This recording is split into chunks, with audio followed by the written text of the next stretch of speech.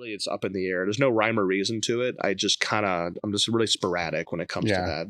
Well, I think there is a rhyme or reason. Yeah, I'm just going to try to help you articulate it. Get this as like a video game analogy.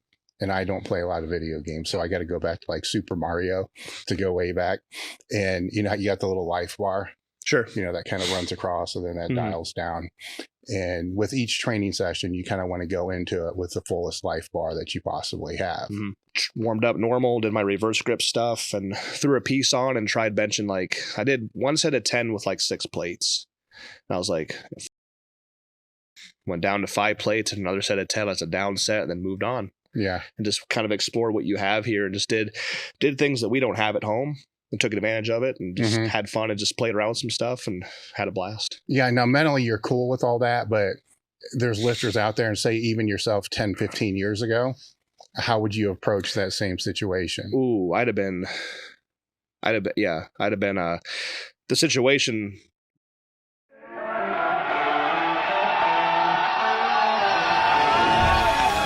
It's time to sit down, keep it real, and cut the bullshit. Welcome to Table Talk. All right, guys, we're back with another episode of Table Talk. My guest today, again, is Jimmy Kolb. He was on podcast 166. So check that out, because I don't want to go back and kind of rehash all the same things that we talked about, like how you got in the sport and, of course, military and all the other stuff. But it's a fascinating story, so go back and check that out. Also, make sure to hit the subscribe button. Most of the people that are watching this podcast on YouTube, a high percentage, like 71%, do not subscribe. So it would help us if you click the subscribe button. Like the podcast if you actually like it. If you don't, hey, I get it. Leave a comment that says that you don't like it and why. At least we'll get your engagement that way. From there, we're just going to jump right into this.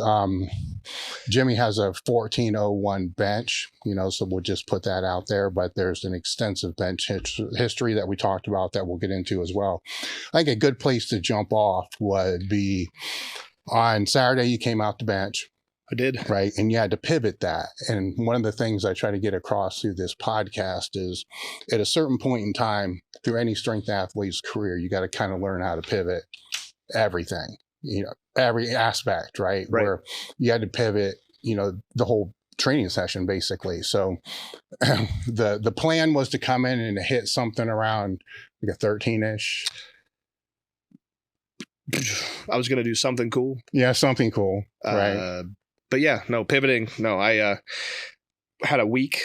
I had one hell of a week with this weather, this very odd weather y'all are having up here. So I was going to do something. I was thinking about doing like a full range 5x5. Last time I did that, I hit 1,100 pounds for a 5x5 full range. Try to repeat that or, improve upon it some way, somehow. But came in, like I said, we had a week. I brought my friends up here for an Ohio gym tour, capping it off coming here. So the coolest part for them was, I think we went to West Side the same morning, went and saw Tom, got the tour, and then popped over here and worked out. But prior to that, we were at 2 more gyms and none of them had AC. Yeah. So by the time we got here on Saturday, I had accepted my fate. Like, I'm not going to be my best, but you know what? I'm having a blast with you guys, and I love coming to Elite FTS with Dave and Matt and everybody. So I'm just going to show up and have fun and just have them, do what they want to do. So what did you do as far as, it's, you don't need to give me exact weights and stuff like that, but you still trained a little bit. I did. I tried benching. I brought my shirt. I brought my pieces and wraps and everything. And I started warming up and I'm like, oh shit, I fucked up. Like, I've been sweating. I went through about 25 sticks of salt between Tuesday and Saturday, which normally lasts me a month, but that just shows you how much we were sweating buckets. So warmed up normal, did my reverse grip stuff, and threw a piece on and tried benching. Like, I did one set of 10 with like 6 plates. And I was like, fuck this. So I just went down to 5 plates and another set of 10 as a down set, and then moved on. Yeah. And just kind of explored what you have here, and just did things that we don't have at home, and took advantage of it, and just had fun and just played around with some stuff and had a blast. Yeah. Now, mentally, you're cool with all that, but there's lifters out there, and say even yourself 10, 15 years ago, how would you approach that same situation? Ooh, I'd have been the situation response to that would have been days prior. I would have been saying, hey guys, I got to get my training in. I can't have fun with y'all. I can't go out and shoot. I can't be in the sun. I can't I'd have been in a much more pissy of a mood. I'll put it that way. And I would have been a Debbie Downer, Mm-hmm. you know, not realizing 10, 15 years ago that like, hey, 1 week of like letting loose is not a bad thing. Mm-hmm. You're not going to go backwards. Just regroup when it's time to go home. 'Cause we're leaving tomorrow morning to go back to Virginia. Just regroup and get back on the schedule, your sleep and your intake and your calories, and just have fun while you're here. So Yeah. I was able to do that, which took me time to learn how to do that. What do you think was the catalyst to helping you learn how to do that? Just experience, just knowing like you're not going to lose years worth of work in 1 week. It's not how it works. Now, if I had a month of that where I could not move forward because of just being out of my element, then sure, maybe, Mm-hmm. but not in a week, not in 5 days. Yeah. It was just learning to be chill. Just knowing this process is, I hate using this analogy because it's so overused, but the marathon analogy, it's not a sprint, it's a marathon. Yeah. So that's Well, sometimes you don't learn that until you've actually got in 15 or 20 miles. Sure. Yep. Now, the opposite of that, let's say that occurs. I think most of us would agree that getting a coach is a great step forward that an athlete can make to make greater progress. What if you had a whole bunch of coaches and a whole bunch of driven elite level athletes and like-minded people all in your corner trying to make you better? That's exactly what you're going to get with the Table Talk Discord crew. Would I join again? Absolutely. And I will continue to be a member of the Discord group as long as it's active. As I've gotten older, it's been hard to find people passionate about athletics, and this group has changed that for me. It's had a profound effect on my life. I've met new friends, my approach to training has radically changed for the better, and I've become a better coach. Why wouldn't you want to? It's not fake, it's genuine, it's authentic. It's well worth it. The Discord has been nothing short of meeting new people who are incredibly like-minded. The best part of it for me has also been able to connect with lifters of all levels, help coach, get coached, and also connect with other new fathers who are enjoying the journey of lifting and trying to balance that out. There's monthly prizes. You can win things like apparel with shirts, bands, all kinds of bands, endless amounts of bands. Really, the best thing about it, it's like you're back in the gym, you're busting other people's balls sometimes. At the same time, you're getting really good information. It's been a blessing for me this last year, and I really recommend it. Hey guys, real quick, we realized that something ridiculous, like 80% of the people that watch the podcast don't subscribe. So subscribe to the channel and make sure to check out the description for more details on the guest, links to their pages, and give us a few days, but the show notes will be there. Or not the show notes, the timestamps. Hey, we're just rolling with this thing right now.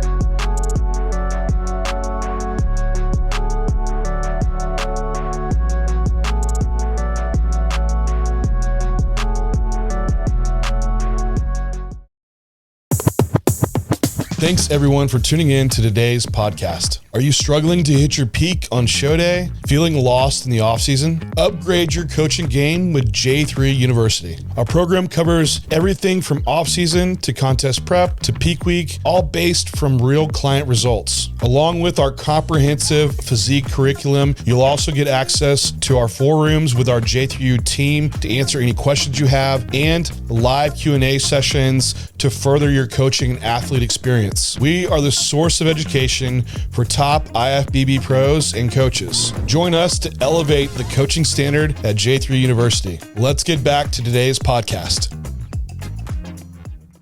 Are you looking to boost recovery, enhance your sex drive, and improve performance in the gym? Do you think your hormones are out of whack and you're tired of getting the runaround from your doctor? Things like your hormones are just fine, stop lifting heavy weights, etc., etc., etc.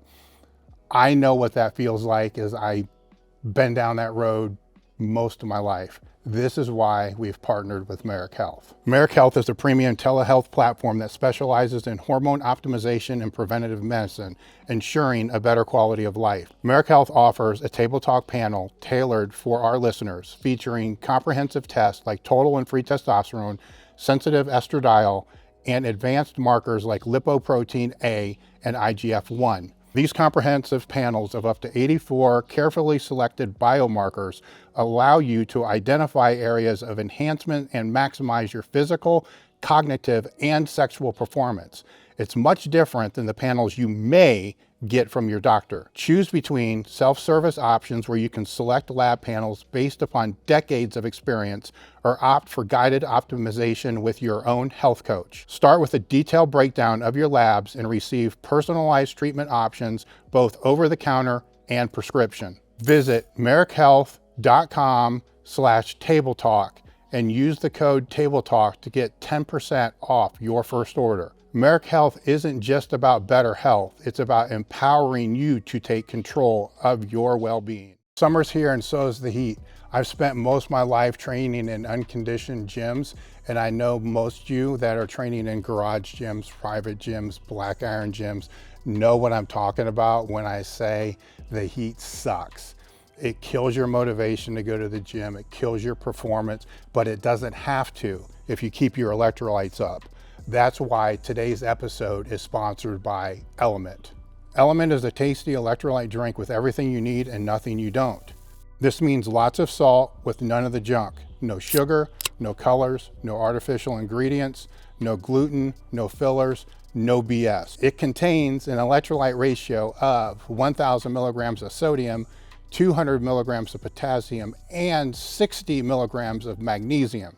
LMNT can help prevent and eliminate headaches, muscle cramps, fatigue, brain fog, sleeplessness, and other common symptoms associated with electrolyte deficiency. Right now, LMNT is offering a free sample pack with any drink mix purchase. Get yours at drinkelement.com. This deal is only available through the Table Talk link. Are you tired of sleeping hotter than hell? This was something that I used to complain about all the time. And a few years ago, when I was having a conversation with a friend of mine, he referred me to the Chilipad from SleepMe. And let me tell you, it was a game changer. This is why I'm thrilled to announce today's sponsor of the podcast is SleepMe. The SleepMe Chili Bed cooling system lets you customize your sleeping environment to your own optimal temperature, ensuring you fall asleep, stay asleep, and wake up refreshed. As you've heard on the podcast, if not every podcast, performance isn't just about how hard we train, it's how you recover, and sleep is vital. The Chilipad creates a cool surface, ensuring temperature no longer disrupts your sleep. It's a water-based mattress topper that works with your existing mattress and lets you control the sleep temperature from 55 to 115 degrees. Imagine falling asleep quickly, staying asleep, and waking up fully refreshed. This isn't just about escaping the heat. It's about enhancing your recovery, boosting your energy, and sharpening your mental edge. Whether it's just you or you and a partner, Chilipad can be customized to suit each person's temperature preference. Visit www.sleep.me/tabletalk to get your Chilipad and save up to $315 with the code TABLETALK. This offer is available exclusively for Table Talk listeners and only for a limited time. Order today with free shipping and try it out for 30 days. You go in and you have your top set number in mind, that 5 sets of 5, but then everything's just on another world. You're just smoking everything. Do you stay with that, or do you pivot up a little bit? I pivot. Ideally, I would like to just accomplish what I was set to accomplish. Yeah. But if I'm honest with myself and I know it's not going to happen, then I just kind of, because what I've done before is just gotten so frustrated, I just want to leave the gym. Mm-hmm. But even when we're home, we drive at a minimum 45 minutes to get there. So I'm like, and that's a bit of a drive for us, and gas is the way it is. I'm like, I have to accomplish something. Maybe it's not going to be this, So I just, in my mind, I just crumple it up and just toss it to the side. Okay, what can I do today that's going to make me better? Yeah. Is lower weight, higher volume? Is it just moving on to an accessory and going ham on that? Is it turn into a bodybuilding day? Not that I look like one, but just something. Mm-hmm. And that's taken a long time to accept that's okay to do. Yeah. Let me reframe what I was asking.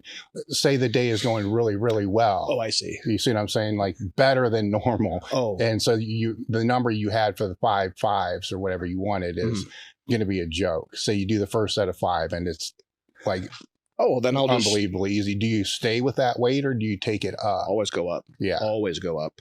I don't do 5x5s that often, but if I do them, it's one of two ways. Either I pick a certain weight and just do 5 sets of 5 with it. Yeah. Or like you said, the first set's a joke. So, okay, now I'm going to do, say, an ascending weight type of situation. So maybe I'll do 1100 and that was a warm up. And I'll go at 25 pounds and try to hit like complete set 5 sets of 5 and working up to a top weight. Yeah.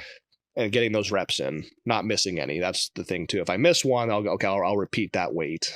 But yeah, so I can, if it's there, I take it. All right. Now, if I like to look at this as like a video game analogy, and I don't play a lot of video games. So I got to go back to like Super Mario to go way back. And you got the little life bar. Sure. That kind of runs across and then that dials down. And with each training session, you kind of want to go into it with the fullest life bar that you possibly have. Right. And then depending upon how the person trains, say if they're conjugate and they have 5 different movements that they're going to do for that day, after that first movement, they probably want to leave 40% of life left after their main lift. If it's somebody that's just training, probably kind of the way that you train, where everything's pretty much wrapped up in that first main movement. Yeah. How much of that life are you looking to expand after that main movement? Because that will answer the question that we're talking about. Because if it's going well and it is that 5-5 and you stay at that same weight, maybe it's only 50-60%, that you're taking. But if you add the weight up, then it's going to get to maybe that 80% mark. I see what you're saying. You see, I leave all my eggs in that one bench basket. Yeah. Because that's in my mind, that's what I'm competing to be good at. Yeah. So if I have it and I've put in so much into that first main movement that like I almost can't do anything afterwards. Yeah. But that's what's most important to me. So if I have it, I'll put 100% into the bench. All right. So that's what you're looking for, is Absolutely. that 100%. Yes. Okay. Because other modalities, like I said, well, maybe 80%, they want to leave something because there's, they're for the accessories. Where it can be problematic is, and I don't think everything works in different ways, right? So there's no right nor wrong on how this is played out. Where it gets screwed up though is if you're a person that wants to use that 100% and say you do hit that 100% is always like, that's impossible. That means it's a grinder. It takes forever to get up and there's nothing else you can possibly do. Sure. Right. So it's even at that 90%, people will try to then throw way more on top of that instead of realizing there's nothing left. But their plan says they got to do 4 other things, but they're completely wiped. And then those 4 other things create more systemic fatigue. Sure. And becomes that problem, where on the other side of that is they won't do enough on the main thing. Right. So then the fatigue ratio after that main thing is like 20%. It's like, well, that's your main thing. Yeah. Even if it is 5 different movements, it should probably expand 60%, 70% minimum of what that is. Yeah. And that's where we get into what I like to call auto regulation, like how to regulate, because you weren't able to hit that 100% on Saturday for that main thing, which meant there was more gas left in the tank that you use on all this other stuff to still try to get close to that 80%. It may not be still the 90%, but from a work capacity standpoint, you're trying to balance it out. Yes. Yes. Okay. Yeah. How would you explain that in your words to an intermediate lifter that you're talking to? It's a good question, because my brain doesn't sound as smart as you just articulated that. So No, but you process this every time you go in the gym. Yeah, I mean, ideally, and we bench on Saturdays in our equipment. That's my week starts with that Saturday. I think I mentioned that last time. It's still true. So Saturday, I base the whole week off of how Saturday performed. That's where I start. So ideally, I try to set up the entire week to where I can come in on Saturday and just absolutely put 100% into the bench, because that's what I compete with. Yeah. And at these kind of loads, like I need that. You know, I can't be fluffing off on Saturdays. I have to put everything into it. But again, I'm still human like everybody else, and it doesn't always work out that way. So if I come in and I can tell pretty quick when I get into I do what I call a break-in set. So I do all my raw stuff or my slinger stuff, throw the shirt on just to get in shirted bench mode. And I'll do, I don't know, 800 pounds and just do floating reps and just kind of get in that mode. I can pretty much tell on that set if I'm going to be 100%. Varying factors, sleep, just whatever. So if I know I'm not going to be 100%, I'll still try my best to be. And maybe my 100% that day is not going to be 1,400 plus pounds. Maybe my 100% that day is going to be 12.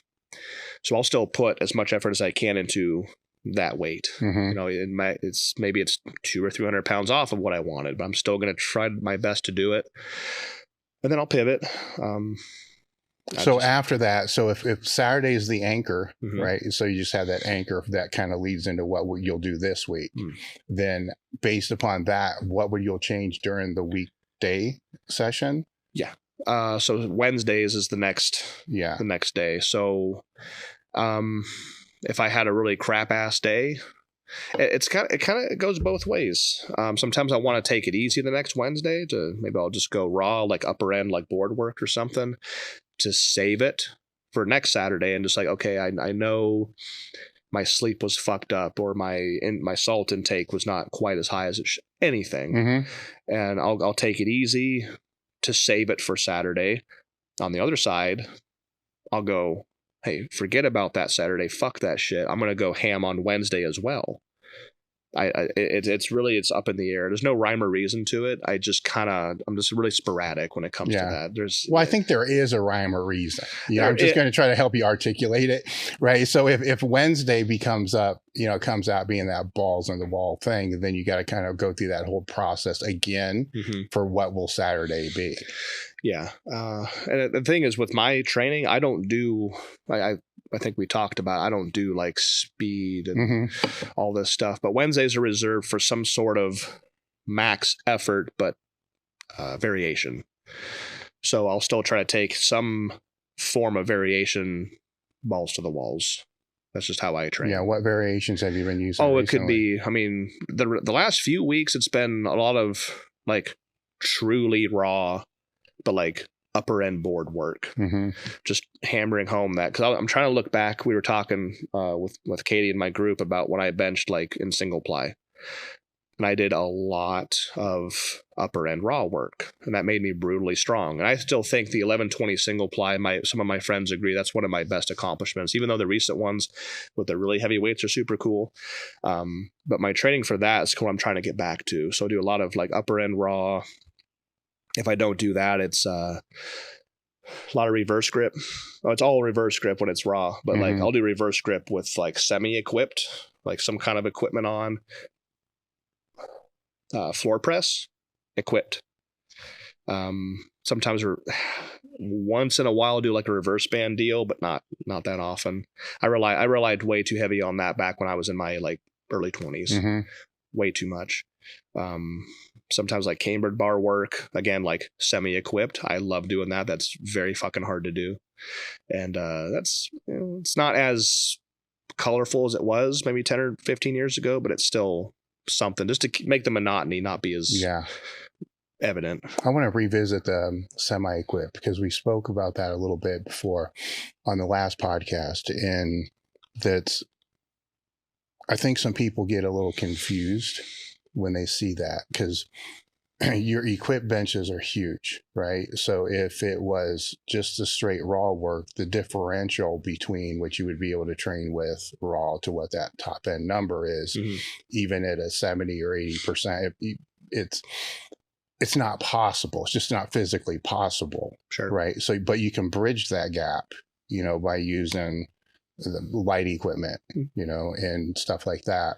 Whereas if they don't have that big differential, then do you think they can run into a problem of using those light equipment too frequently?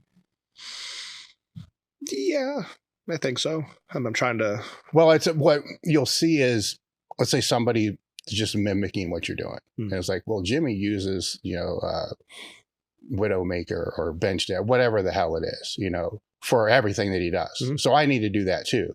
But they got a 350 bench. And their carryover is like 100 pounds from the raw to the shirt bench.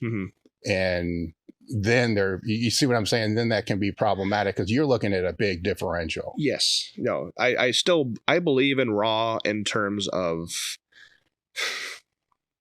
I'll say muscle building. Yeah. I haven't completely dismissed it. I just don't do it for max effort. If I do any kind of max effort raw, again, it's off of like the higher boards. Yeah. But to fall back on that though, it wouldn't make sense for you to, because if you're looking at a top of 13, 14, maybe 1,500 pounds, right? And then with no equipment at all, what's that going to be on even a 3 board? See, that's what exactly my point was. Like, people were saying, why don't you go raw? I'm like, why would I?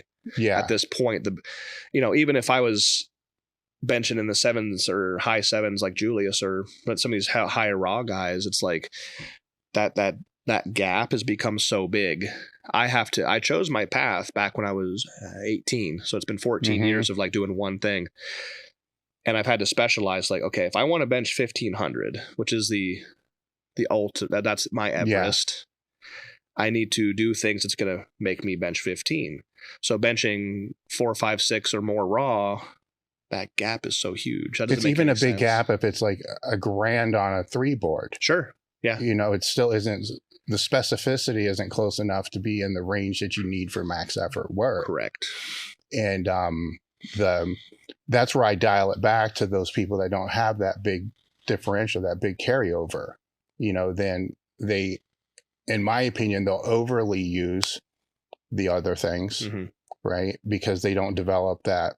You have a raw base that people are overlooking. We should probably talk about that. Sure. I mean, you got a base that people, they just see the 1,400, they just make a lot of assumptions and they don't know there's decades, breaking world records in single ply and all this other kind of stuff as well. So when did you really start specializing in I'll say band shirt, but you still mess around with the single ply here and there. The lethal ply, 4 years, was it? The last single ply? 3 years. 3 years. 3 years. Yep. November of 21 was my last time competing or honestly really even training in poly at all. Because I just fully committed to the band shirts and working very, very close with Rob and Tiffany Farrell and just working on these pioneering poundages, So, but yeah, I was in poly. I was lifted my first 4 years from 14 to 18 years old. I wanted to be the big high school kid. Got my first shirt. And then from 18 on, I was in polys for 13 years straight. Yeah. So my first equipped bench ever it was non-sanctioned, but in a meet sense was 550. So it's taken me, 16 years of specialization to get to this point. It's not been a fast thing. No, not at all. Yeah. And that's what I think people miss it's actually, they do that with all top lifters, right? They're going to look to see what the top lifters do and they want to try to mimic that. And you don't understand how highly specialized it is. And I would say out of all the top lifters with what you do, it is the most specialized out of everything. Because it is bench only and it is the unlimited and it's the gear and there's, you're working for the biggest. I don't even like the word carryover because that just assumes that anybody can get it. You get what I'm saying? Like it drives me nuts because, you get a 300-pound carryover. I'm like, yeah, okay. Yeah. Put that in your hands and see how it feels. Yeah. It's a little different thing, but they're with the higher that differential, I'll just stay with that. Sounds more professional. Sure. With the higher that is, the more specificity has to come into play. And not only that, but your systemic recovery's got to be, it's got to be insane to be able to recover from the weights that you're lifting just in some of the training days. It is, but I couldn't tell you how it happens because I'll take a day off if I need it. If I come in and I'm just if I'm taking a sub max weight out and I'm shaking, like I know my CNS is fried from the week prior, but no, honestly, besides those rare occasions, and you can ask anybody that I've ever trained with, Blackstone's Iron Chamber Unleashed, I train heavy every single weekend. And it's cool because I can watch as I progress. I can watch my CNS recover and adapt. So the first time I ever did a double with a grand, this is years ago, my body was already adapted to handling 1 rep. But as soon as I came down for the second rep, my vision started to blur and I was shaking and everything. I heard a buzzing noise for some reason because I overloaded my CNS. But then the week after that, I repeated that. And this is 1 week. And I did that double. Nothing happened. I was like, oh, came down for a triple, bing, and everything went. And I can watch that happen week to week to week to week. It just is able to recover. And it just is the way it is. And I just kind of do my thing. Are you able to now know where to stop the set before having that happen? She's shaking her head back there. Absolutely no. I was going towards no. I'm going to stick with no. It's just, I can kind of guess. Yeah. I mean, if it's a weight that I haven't handled in 5 or 6 months, or first time I just doubled 14 for the first time ever, probably 5 or 6 weeks ago. And that second rep, I felt it. I could see it. I started hearing the buzzing and the blurred vision and everything else. So it'll kind of happen by surprise. I can usually say like this will probably fuck me up, but sometimes I'm shocked. Still, it doesn't happen very often, but I can still be surprised by it.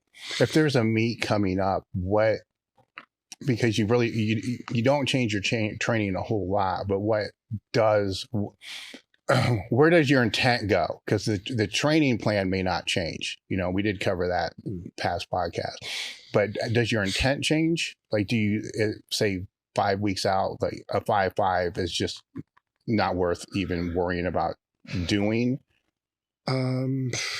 Does it become more specific in any way? No. I mean, now I'm looking back at the training that I did to bench the 14, which was last July. I'm trying to remember what I did because I wrote it all down. And it's actually a program that I sell on my site. Now, I do say this is the training that I did, the 12 weeks leading up to it. Like, it's probably doesn't make any sense, but here it is. Here's the material. If I could facilitate a 5x5 5 weeks out, if I had it, I just take it. I mean, nothing. I train heavy year round to bench heavy on the platform. I don't dial it back. I mean, if I need to, I need to, but there's not an intention of like saving it. I'm very routine. I'm a very routine person. So if I to try to keep it short, I say if I had 1 meet per year and all I did that entire time was train heavy week in, week out, and I was seeing progress, why would I change that 2 or 3 weeks out and go, oh, I want to dial it back and be light to save it for the meet? It's like that actually fucks me up worse. So I just keep it the same. I'm in the gym so I typically, if it's a 1-day meet Saturday, I'm in the gym on Thursday, still doing the same shit. So would you say you could do a meet anytime?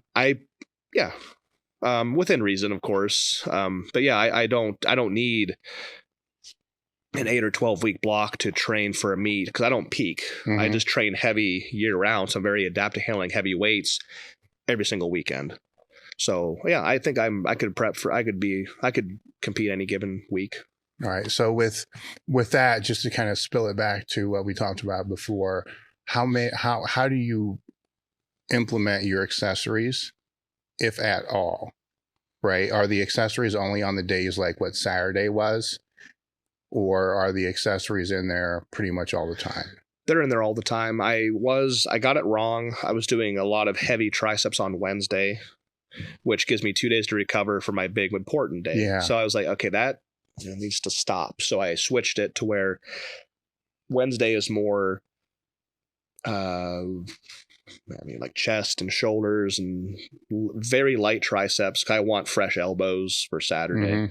Saturday is always heavy bench followed by heavy triceps, because now I have 3 days to recover before I bench again on Wednesday. I only changed that maybe like 5 months ago. So what would be the heavy, let's go with Saturday first. What would be the heavy triceps, assuming that the bench wasn't 100%? Sure. Even I got it in my head, even if the bench is 100%, I still have it in my head that I can't just be happy with that and satisfied. Go, okay, I can take it easy. No, I still have to keep that dial in the on position. So I still try to do heavy triceps. Relatively speaking, if I can't go super heavy because I'm smoked from the bench, I'll still try to go heavy as I can. Might not be my best, but it's still heavy. Okay. The intent's there. The intent is still there. Got it. The weight might not be, but the intent is still there. I'll pick 2 to 3 heavy triceps. I really like, I rotate. I'll do Tate presses. Usually on incline. I don't like flat. I do on an incline. Yeah. Especially when the dumbbells get so big, you just lose that range of motion. If I go on incline, I have more clearance. I can go more range of motion. So Tate press, incline, usually stick to incline. Sometimes I'll do floor, but that's not very often. Floor extensions are one of my absolute most favorite ways to train triceps. Dead stop floor extensions. Barbell? Curl bar. All right, so the curl bar. So the plates are on the ground. Yes. Okay, I get it. Yeah. Once in a while, I'll raise the plates. I'll put them on mats just to play with the range of motion, start different starting points. Incline a lot of incline JM press.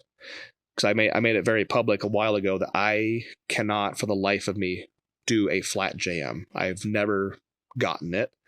So I on incline one day, I took it out and just lowered it to my face. I was like, oh, there's some triceps there. So I do that. And some pulleys in there because they have their place. Not the best thing for strength, but the overall development is what I'm looking for.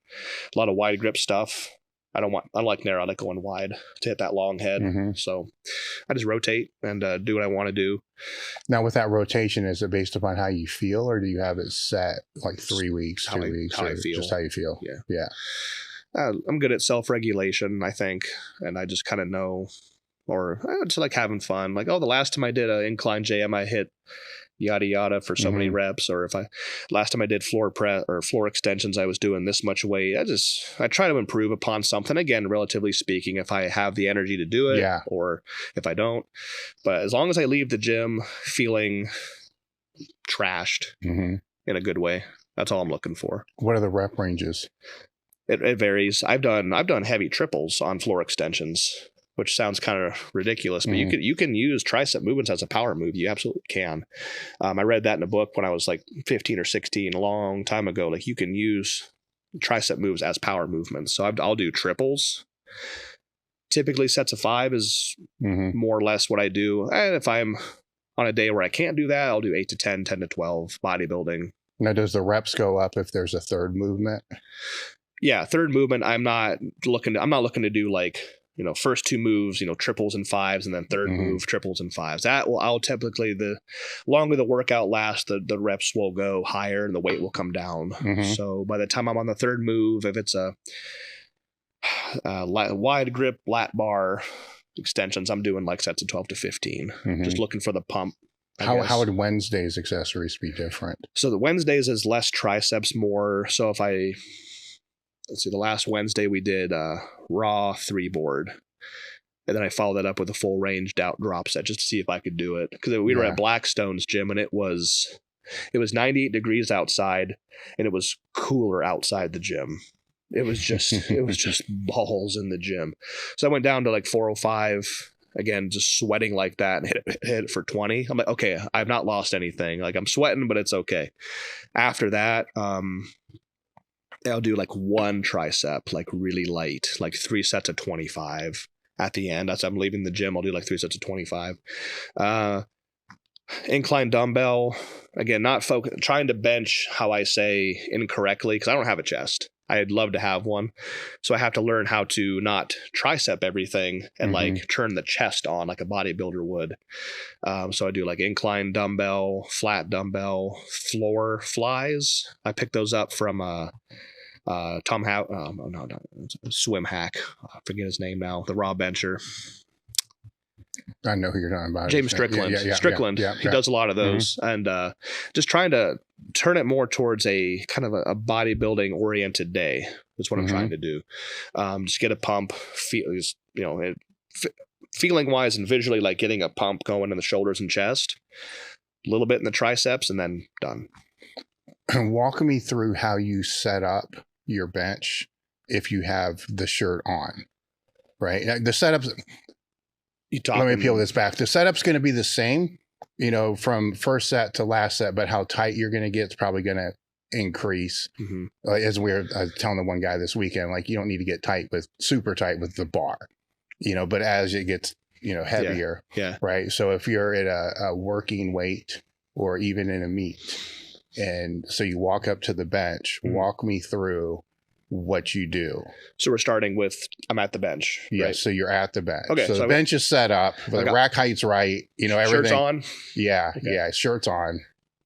Well, let's see. So I need to probably invest someday in the Marucci. It's our baseball bat spray we buy from Dick's. I get a nice healthy dosage of that on my back, because chalk on the back is just not, it ain't it. I did that for years. So we typically start with, I got my shirt on, I get one last spray with Marucci baseball bat spray on my back. I use so much leg drive. If I don't stick to the pad, I'm going to flatten out. It's just, I build up my arch with my lower body. So that's super important. And chalk just don't cut it, especially when you're sweaty. Yeah. So I was sweaty enough in here on Saturday that spray didn't do anything. I was still sliding. That's how much I was sweating. But sit down on the bench, and the last thing I do before I lay down and just kind of like go into pilot mode is just I visualize myself doing the lift successfully. So I'll sit down. It takes 5 seconds. She's usually saying something to me in my ear. I'm running through the lift. And once I hear the rack call and I'm throwing the weight in the rack, okay, now that's the last thing I think about consciously before I lay back and just start going through all the process. I typically start with the most important thing for me. Well, with that, do you think of how when you're doing the visualization, do you think of how you feel after you complete the lift? No. Okay. So it's just the lift. It's just the lift itself. Okay. Just trying to, in my head, feel the weight, feel the bar, feel the pain in my palms, just go through the entire lift. The aftermath is whatever, but just visually getting prepared for it. The shoulder blades are the most important thing, especially these band shirts that want to pull you forward. You have to have such strong upper back to keep your shoulders back. Lay down, feet are up on the bench. I'm holding the bar this way. I'm not doing any weird stuff like the poly. My hands are on the bar here. I'll pick myself up off the bench. I'll throw my legs down. As I plant myself and spear into the pad, I'm pinching. That's the most critical part. Just pinching? Are you pulling down? Nope. You just together? I'm here. Pick myself up off the pad. Legs are now off the pad floor, and I spearhead my shoulders into the pad. And they're pinched. Once I find out they're pinched, or else I have to make an adjustment, I'll pinch them again. Now I'm going to engage my legs. If I'm planting my shoulder blades here, I'm trying to leave them behind as I put myself up the pad with my leg drive. So that gets me now in a depressed position. So leg drive engaged, shoulder blades are pinched, and now they're pinched and depressed. Because your legs pushed. I'm pushing myself up the pad. And that's the critical part with the spray. I'm stuck to the pad. If I push with my legs and I scoot, now I've lost my entire base. Your base is everything. So just like the basement and the foundation analogy. And then once that is all set, my job on the setup is done as the lifter. This crazy equipment. So now my head guy is going to help get my arms out. What I always see, these really complicated setups, and poly is a little different. It's not quite as insane. And I want to decomplicate the setup as much as possible. And I'm a really big fan of Elon's work down in Texas with Starbase. He's always telling his engineers to unengineer things, make things more complicated. The best part is no part. So after I get my setup perfect, my shoulder blades, everything, my job is done. Because the last thing I want to do is try to set my own hand. I just sacrificed everything. I call it riding the rails. So I'm gripping the bar. I kind of let go, but I'm still around it. And they slide one hand out. I'm not focused on that. I'm focused on keeping pinched. They get my hand set. I feel the ring, clamp it. I'm good. Next hand out, clamp it. And then the lift is ready after that. Okay. So what happens after that? So they're lifting it out to you. Yeah. I give, once I might engage my legs a couple more times to make sure I'm as arched and as tight as I could possibly be. I'll give a verbal. It's usually just kind of a noise at that point. I can't really form words, and I don't talk. I need to focus on breathing. So once I give that noise, they'll, okay, 1, 2, up. And as they're taking the weight out, 3-man handoff, which is my guys do it perfectly. I'm working on, I usually take a huge breath. And once they get it out to me, I release that breath. They let go, they steady the bar. Then I'll take another breath before the ride down. Okay. Because I used to watch Mendy. He'd take a breath while still on the rack, hold it the entire way, get it the handoff, and then hold that same breath on the way down. Mm-hmm. As soon as you hold that breath, the timer starts. Yeah, your the blood fuel pressure starts going down. Yeah. So I want as much fuel for the ride down and back up as possible. So before I go down, I take one last breath and then go. Because I want all that fuel. Now, what tactical feedback are you looking for of when to actually start to go down? What? The reason I'm asking is because you got to let the bar settle. Yeah. You know, your shoulder blades need to compress into the pad. There's a lot of things that happen. Yeah, while you're holding it. It's all feeling, really. I mean, the 14, we should get into that down the road, but that 14 was phenomenally difficult because of, it's not, at this point, it's not just weight being lifted, it's weight being lifted plus effect it has on the barbell, which is so hard to know when to go down now. Yeah, that's why I'm asking this. Yeah, so when I did the 14, I actually tried it all 3 attempts. I wanted to get it one and done, but like a fucking asshole, I had to do all 3 attempts. Damn it. So now I'm waiting for the bar to kind of to chill. Now my guys do such a perfect handoff and they're so in tune that like it'll settle. And I'm not, it's when I break my elbows that the oscillation starts to occur. So once I feel like I'm set as steady as I can be, one final breath, because I can't hold that weight for long. I have to take it down with haste. Yeah. The longer I hold it, the more it starts to hurt, the less likely a chance I'm going to do it. So it just comes down to just not taking a leap of faith, but like just kind of trusting, like, okay, I have to be good. I have no choice. I'm running out of time. Go. Yeah. So you break your elbows first, then as it's going down, what are you tactically thinking as it's coming down to make sure it's always going to go where you want it to go? That's just technique over years of doing it the same way. And I didn't change anything when I got into the band shirts. The same technique I used in my first denim when I was 18 to the katanas for 13 years to this is all the same. I take the exact same groove. My katana bench looks no different than my band shirt bench. It's exactly the same. I'm just thinking, I mean, the leg drive, once I plant my shoulders into the pad before the bar, I'm not even on the bar yet, my leg drive is turned on. At no point do my leg, that's why like full power is always so hard for me, because my legs and back were always so cramped. So just constant leg drive. And I'm thinking about leg drive as also helping push my belly to the bar. That's how I do it. I'm trying to physically, like you were talking to my buddy about expanding. I'm doing that while at the same time using my legs to, in my head, push my belly higher, while of course keeping the ass down, keeping it legal. And just it's hard. When I was benching in the thousands, I could still kind of logically think. When I got up into these current weights, it's so heavy that it's so hard to just think and collect yourself. It's kind of a blur. I don't remember doing it most of the time, but just all the things: tuck the elbows, belly up, head up as much as I can. 'Cause I'm so planted, it's hard to actually pick my head up now. And just do all the things. So if it starts to get caught up before touching, is there anything, I mean, so at that point, it kind of does bring you back to reality for a second. Yeah, because you got to make a choice of, are you going to try to find a way to touch, or are you just going to say screw it and press out of it? Because you have to make that decision.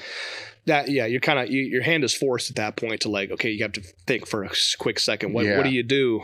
Me, I have never once in my life actually rode a weight down. I've never pulled.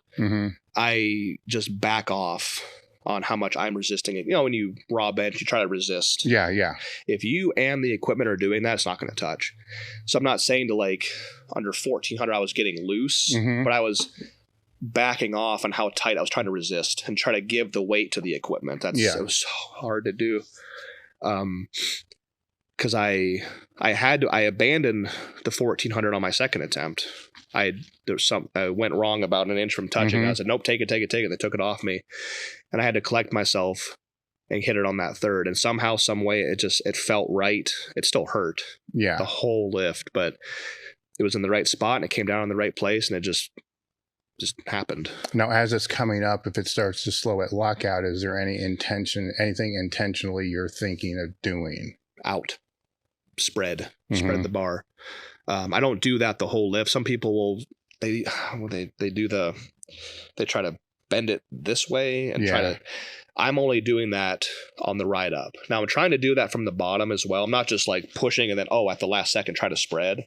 I try to engage that at the very beginning of the lift. So I have a tricep dominant press. So I try to spread at the bottom followed by a press. So I have a tricep dominant press. Would you say that most of this is going to be automatic because of the training, right? But the only time you ever have to think about it is when you get stuck or you get hung up, and it that slight second that pulls you back into reality. Because the reason I'm asking this is if you tell somebody to pull it apart and then they start to get frustrated because they realize they can't think about pulling it apart the whole lift, and they don't realize that's really not how it works. You know, you want the intent. And then through practice, it should always be there. Yeah. But when things go, I don't want to say go south because it's powerlifting. It's going to get hard. Yes. You know, when things get hard, it's not really automatic anymore. It should be, but there is that little brain flicking back on like, oh shit. Because the reason why I'm saying this is people can come to the assumption that if you're here and then you start thinking about pulling it apart, that you weren't pulling it apart to begin with. You were. Yes. You know what I'm saying? Because it was just trained in there. Yeah. It's just that little extra bit when that's needed. I was having a full-blown, actually 3 separate conversations in my head during the successful 1400 on the way up. So from the press call to lockout, maybe I'd have to look back at it, maybe 5 seconds, 6 seconds. I had 3 separate conversations in my head, not necessarily relating to, okay, hey, remember to do this. No, I was doing it automatically, but the conversation was different. What was it? Wild. So I got the press call. Like, I'm hungry now.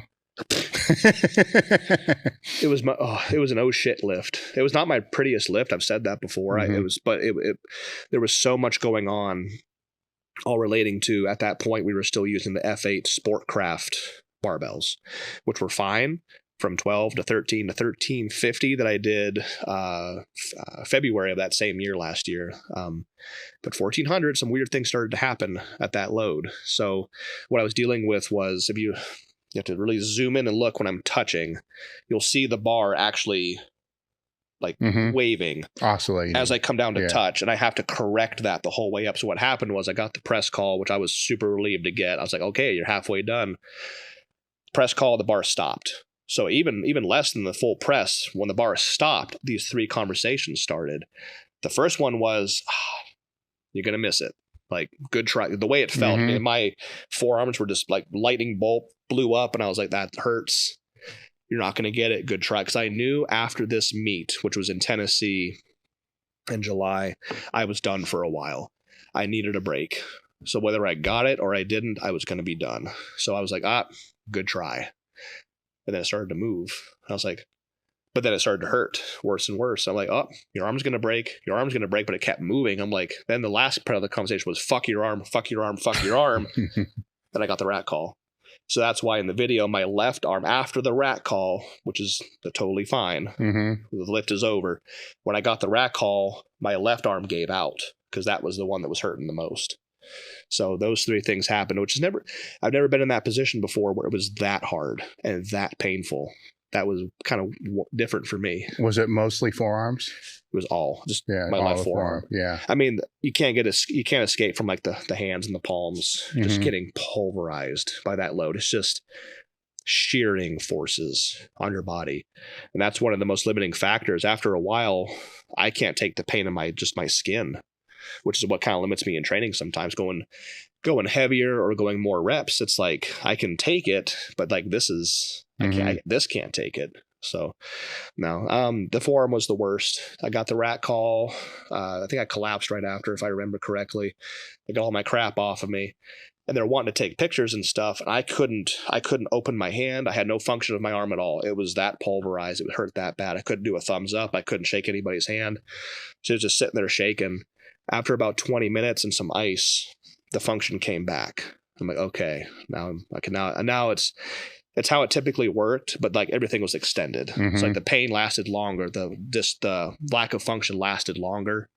But then it all started feeling very familiar. Went out to eat that day. It was, oh, now I'm fine. Yeah. You know, the cool part about all that is you're completely okay if it was to break your forearm. It's just like, fuck it. I don't give a fuck. I mean, well, you're already in it. You know what I'm saying? Yeah. like, no, what are you going to do? I'd prefer it didn't. yeah. You know, I don't want to mess with that after, but it was fine. It was wild. I tried. It only took 2 meets to get that lift. I tried it in York, November, of 22. I was at York, and learned a hard lesson that day that we can't have a super stiff barbell loaded with pound plates. Because my guys, I tried 1325 on my opener, bailed out of that one, went to 1400, and that's, what was it, 600s per side plus change plus the collar, the York collars. Yeah. My guys there was no bar left.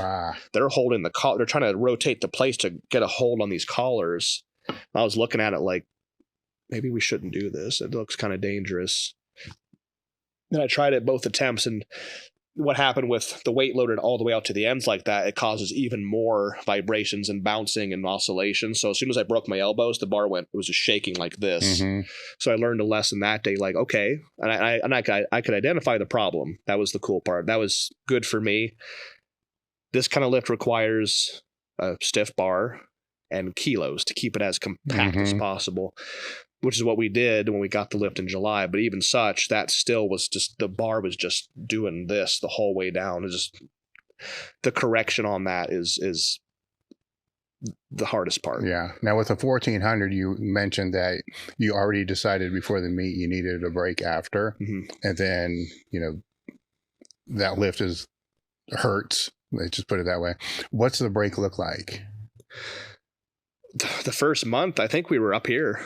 Actually, we just kind of, no, back up. I was still in the gym, but I was taking it easy. I was just 225. I mean, I was just kind of enjoying my first like intentional break from the heavy weights in years. I just went to the gym and I was still there for my guys and handing off to them and doing whatever, but I was just kind of goofing around. Went to a meet in North Carolina to help. It was Doug Smithy's first meet he ever ran out of his gym. Went down there and helped judge it, hosted a seminar, I think, as well. Came back, and then we spent like 2 weeks in Ohio, just kind of like chilling. Yeah. And then didn't compete again until the Arnold. So that was July. So yeah, almost like 7 or 8 months. Just kind of. So it was around a month, just chilling out. Just chilling, which I don't normally like to do. But after that lift and how physically hard it was, I'm like, I'm going to take this. Like I, for the first time ever, actually want to do that. Did you see a benefit when you came out of that? Well, my arm didn't hurt. You know what I mean? Like, because no matter how bad it gets, I just keep pushing it. Yeah. But my arm stopped hurting. Right away I started hitting PRs, like rep PRs with lighter weights, like almost immediately. So it absolutely did some benefit. Did it change your mind on taking time off after other meets? Well, I've only competed once since that July meet at the Arnold. So, but for the future, like after, absolutely. I would do that again. I would absolutely do that again. Take a month off, not just sitting at home, but just not lifting heavy. Yeah. I would absolutely do that again. Like not active rest, but slightly more than active rest. Yeah. Right. I would. Yeah. Right. Because some people will just do, bodybuilding type stuff and things like that. But I mean, I was still putting like slingers on or inserts and doing something, but I wasn't I didn't touch 1,000 pounds for at least 2 months. Okay. Yeah. Like an actual break. Where do you see, we'll stay on the equip side. Where do you see lifters screwing up? Let's go with the technical aspect first, just how they use it. And then we'll get into a training aspect. Okay. With bench? Yeah, with the bench, with a bench or. So I don't know nothing about squat or deadlifts. Yeah. But you see people in meets, right? And you watch people in meets, and you've been around a long time. There's things that are just glaring that you're like, oh yeah, he's going to miss this shit, or he could do way better if he did this. A lot of it that I can identify, it all goes back to not even like triceps strength, just engagement of triceps. The equipped guys are the worst at it. I myself did it for a long time. I look back at when I was in my early 20s, benching like 800 plus, and the bar would come down in one motion and come up in two. And it just looked bad. It never went down. Yeah. I would have got that call, but I think they're relying too heavily on the heave ho of the equipment to get as high as possible. And then they're literally this far from lockout and they can't get it. It's like you're that close. They're not engaging triceps early enough. They're waiting to the end. It's like the cue of the spreading. Mm-hmm. So I even hear like coaches talking to their guys like, hey, when you get to the top, you have to start spreading. It's like it's done at that point. You need to do that at the beginning. So I usually started saying like I do the opposite of what you would think. Instead of a press followed by an extension, I do an extension followed by a press. Mm-hmm. So I turn my triceps on in the bottom, which took a long, and especially under max load, it's hard to think sometimes. Yeah. But if you do it often enough, it just kind of happens. So I touch, I extend, I get the triceps turn. I can feel them flex. Now they're on. Then I press. Now I don't have that hiccup, that stop and go. It's just a smooth transition to the top. I see that probably every meet I go to, and multiple athletes are doing that. So it's like they're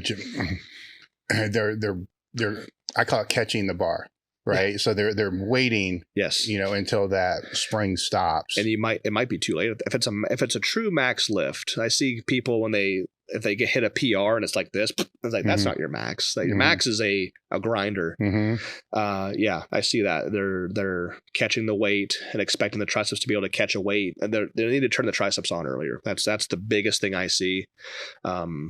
So I mean, there's probably other little things. I just can't. It's just not coming to me at this moment. No, but it's the biggest one. Is usually the one that there's a reason why it's coming to your brain first. Yes. Right. Because it's what you see all the time. It's one of the most prominent things I see in equip meets. Yeah. Whether it's poly denim, band shirt, male, female, it's always, I can see that. I can see that from across the room. I know exactly why it's happening. Now, where are they messing up in training? So you hear like, hey, board work is great you can use it for overload purposes, but board work is great for developing strong triceps. I'm like, okay, but you have to do the board correctly. That's why I stopped calling it a board press. I had to, when I did like programs for people, I had to explain this to them so they were confused. I started calling them board extensions. Because if you tell an athlete we're doing 2 board press today, especially in equipment, that's exactly what they're going to do. They're going to touch the board and they're going to push. They're going to press. That's not having any carryover to the bench because you're just using the equipment you're pushing. That's why I even see that when they're doing boards, they'll touch the board and they'll push. And then that lockout, that's the point of the board is to build the tricep strength. What they need to learn how to do, it's hard, go down in weight and actually learn how to do this and engage properly, is touch the board, call it a board extension, touch the board and extend, touch the board and extend. And that's what's going to have that carry over to the full range bench. It starts from the training and then obviously moves forward from there. So that, I mean, like I told somebody who was asking about like, hey, what kind of, what's your go-to tricep? I'm having trouble with triceps. And I said, I could give you the most proprietary secret, not that I have any, but like secret tricep move on the planet. and you could develop the strongest triceps ever. Your bench will still suck unless you learn how to engage them first. So I'd say, hey, learn how to engage triceps properly. And once you get that honed in, all the training you do, making the triceps stronger, will actually have an effect. So we do all the triceps work in the world as powerlifters, but if you don't know how to use them in the bench, then what does it matter? That's where it starts.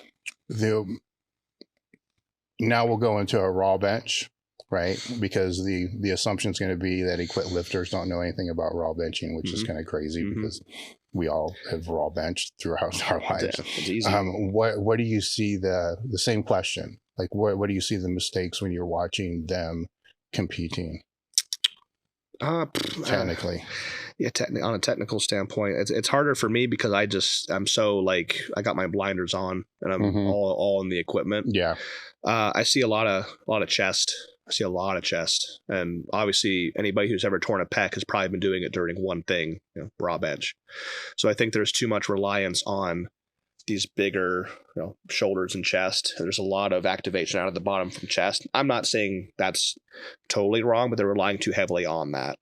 And I can see it when they engage. You see them engage from here, and sometimes that results in catastrophic injury. Even if I was to go to the raw side of the sport, which is highly unlikely, I would still put my main focus into everything has to be strong and resilient to avoid injury. But I would still rely heavily on making my triceps the strongest muscle out of all of them. So my body naturally relies on that stronger muscle. So it's just, pec tears, man. It's too much. It's too much chest. It's too much heave-ho. Have you ever had any major injuries you had to overcome? No. The one I would say the worst, there's two. Both in the military, as short a story as possible for PT at Fort Lee in the mornings. Our instructor loved planks. He just liked to do planks, and not planks here, planks on your hands. So we're doing planks all morning. So my tits were like quivering all day at school. I went to the gym that night. I had just got back into training because I did the military thing, and it was getting boring. So I started benching again. Second set of 8 with like 3 plates. 7, 8. I felt a crunch right here. I was able to finish the lift and rack it. I think I may have ruptured the fascia right here. There was no bleeding, no bruising, just pain, and it went away after a while. So that was the worst one. Not even directly caused by the weights, but by the pre-exhaustion from the morning of planks. And then the other one, we were at a gym in Virginia, and 405 fell out of my hands at lockout. Landed on my ribs, bounced, and came back down. Fractured ribs, fractured my thumb. Luckily, it missed my xiphoid process. I didn't snap that off. It went right below it. Besides that, no. That's it. At what point did you change your grip to what it is now? Let's see, 2020, 2020 or 2021. What was the catalyst for that? I've always wanted to. I was highly inspired by Anthony Clark. Is it really coming down to just this? It is. But I don't have the physical capabilities to do the full supination. Okay. I've always wanted, because I've heard about how effective it can be at building tricep strength. I mean, that's alluring to me because I like the bench the most. But I can't physically supinate on a straight bar. I just can't do it. So I've never done it. And a friend of mine named Joe Fazio, I still give him credit to this day. He said, "Hey, I've seen guys split the difference between these two fingers and hold it that way." I'm like, oh, and I did that. And I saw immediate benefits. So that was probably, I didn't do it. How do you define immediate benefits? Just the lack of pain in the shoulders. Even though you tuck when you raw bench and you're pronated, you still have the ability to flare, even not by intentionally. You still have this capability. This, you can't. You're stuck right here. So less shoulder pain. I got knots constantly in my pecs all the time, and because there was less emphasis here and it was all placed on the back of the arm where it belongs, I stopped getting knots. I had less shoulder pain, and I was able to use my triceps and upper back more. So that was an immediate benefit. Now, initially, the bar, because it sits vertically in the hand right here, that hurt. That was a little uncomfortable, and the skin between your fingers never gets any rough or tougher, so that can kind of be annoying. But very quickly, the stronger triceps, because I learned this whole engagement process. Hey guys, real quick, we realized that something ridiculous, like 80% of the people that watch the podcast don't subscribe. So subscribe to the channel and make sure to check out the description for more details on the guest, links to their pages, and give us a few days, but the show notes will be there. Or not the show notes, the timestamps. Hey, we're just rolling with this thing right now.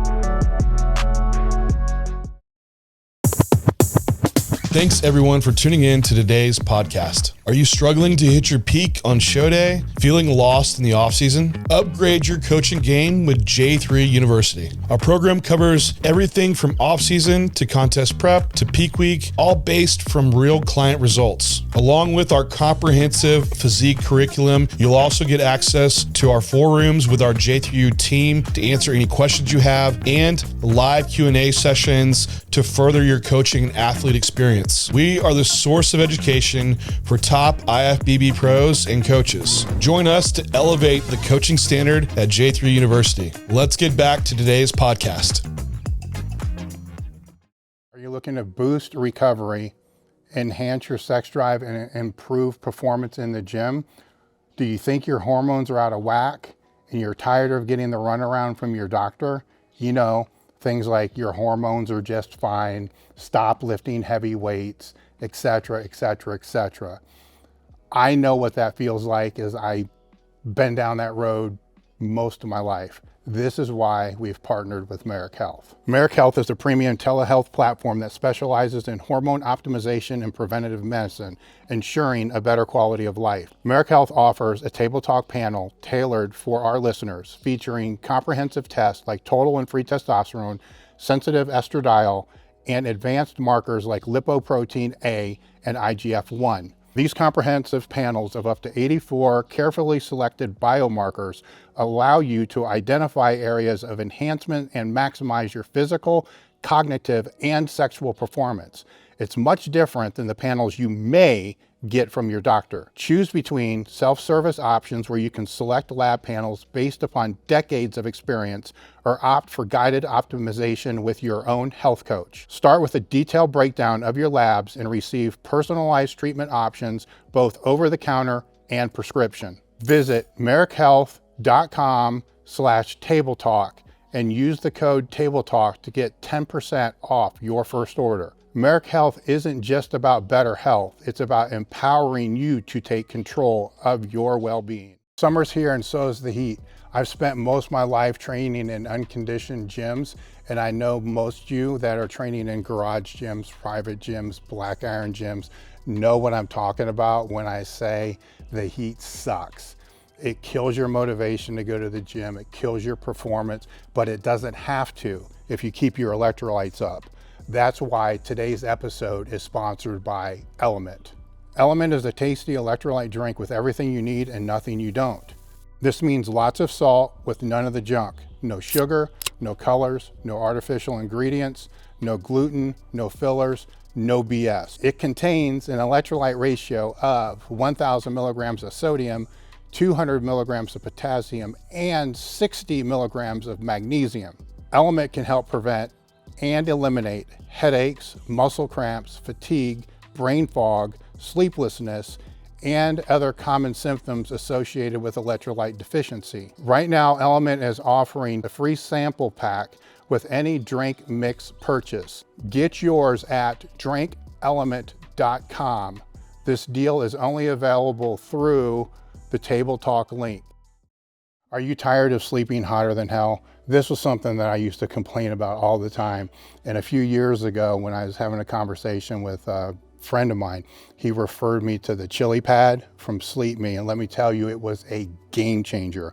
This is why I'm thrilled to announce today's sponsor of the podcast is sleepme. The sleepme Chilipad cooling system lets you customize your sleeping environment to your own optimal temperature, ensuring you fall asleep, stay asleep, and wake up refreshed. As you've heard on the podcast, if not every podcast, performance isn't just about how hard we train, it's how you recover, and sleep is vital. The Chilipad creates a cool surface, ensuring temperature no longer disrupts your sleep. It's a water-based mattress topper that works with your existing mattress and lets you control the sleep temperature from 55 to 115 degrees. Imagine falling asleep quickly, staying asleep, and waking up fully refreshed. This isn't just about escaping the heat. It's about enhancing your recovery, boosting your energy, and sharpening your mental edge. Whether it's just you or you and a partner, Chilipad can be customized to suit each person's temperature preference. Visit www.sleep.me/tabletalk to get your Chilipad and save up to $315 with the code TABLETALK. This offer is available exclusively for Table Talk listeners and only for a limited time. Order today with free shipping and try it out for 30 days. Prior to that, but that was having direct carryover to my equip bench very, very, very fast. So I reverse grip even when I'm at a competition. Like all my raw stuff, all my bars, it's all reverse. So once I had the capability to do this modified reverse grip, I just started doing it full time. Saturday with your accessories as well? Yeah. Okay. Incline, floor. So anything you could do it with. Anything. Okay. Yes. So that goes back to that specificity again. Yes. So it plays into that. With the recovery side, where do you, because you're conscious of it, right? So, and conscious is one side of it, but then there's the proactive side, so what do you proactively do to make sure? Proactive is just like making sure you sleep, like sleep hygiene and all these nutrition, salt. We're in a position where we work for ourselves at home. So I have that benefit. So I take naps. If I need a nap, I take a nap because sleep is everything. So I sleep well. We keep the apartment very, very cold, which, not all of us like, but I like it. So we keep it cold. I'm not an outdoor kind of guy. So I don't go outside, especially in Virginia heat. Like this heat we have now is normal in Virginia. So I'm conscious of I don't want to go outside because I don't want to sweat because I'm trying to retain everything. I live a very, very boring lifestyle, but it's all tailored towards one thing and I like it. So I'm happy, salt intake is high, very, very high calories. I just hopped back on a weight gainer for the first time in 7 or 8 months, which I don't know why I wasn't doing that the whole time. I just kind of forgot. Where do you like to try to keep your weight at? Right now I'm at 315. All right. And I feel very strong there. I have reached the point of diminished return before. The heaviest I've ever been was 342. That November meet in 21 where I bombed out of York, I was 342. I did not need to be that heavy. So when I benched 14, I was 326. Where's your sweet spot to where you want to be on the platform? I think 325, between 320 and 325. So I have room to grow right now. I could gain about 10 pounds and be fine. Do you notice a difference in your gear at this weight compared to when you're a little heavier? Not as evident as the poly. Yeah. It's not that bad, but I'll know. Yeah. The weights don't come down quite as easy, which is good for me. But overall, band shirts are great because weight does not affect them quite as heavily as the poly. I'd lose 2 pounds in poly and be fucked, or gain 2 pounds like I did in November of 21, where I was normally competing, where I hit my single ply weights. I went in 7 months. I went 1050, 1080, 1120, 1060. Went to York and I bombed trying to bench 1070, 1140, 1150 because I blew up too much. So that never happened to me before. I felt the point where the poly stopped. I bottomed out a shirt for the first time in my life ever. So no, I 325. I could, I'm 315 right now. I could put on 10 pounds and still confidently say I'd be fine. Yeah. My assumption would be you use the scale kind of as a marker to where at 315, you're like, I need to start doing a little bit. But if you got on there and it was like 308, then you're going to start really trying to force food in. That'd be a no shit moment for me. Yeah. So 315 is like a yellow light. Yeah, yellow light about to switch to green. Yeah. Like, you know. Yeah. So yeah, it's I'm comfortable here, but I know for that next bench I need to be heavier. So then that, if you have any change in preparing for a meet, it would be that. Yes. Trying to push the weight up. And that would be through calories. Yes. Yeah. And how much of your food do you try to keep is what we would call clean? I eat like shit, so I'm not a good person to ask, I guess. I just my goal is to never be hungry. If I'm hungry, it's a problem. So whether it's buy a shake or food or a drive-through food or whatever it is, as long as I'm getting something in, that's all that matters. If you were to guess on what your protein intake would be on average per day, what do you think it is? With weight gainer included, because I'm on it right now. Let's say on the high end, maybe upwards of the high 300s. I mean, it's not like 600. Some of these claims from like Ronnie. No, but I mean, it can be 150 if it's somebody's just eating all shit all the time and not paying any attention. Yeah, I mean, I guess going back on that, I'm not like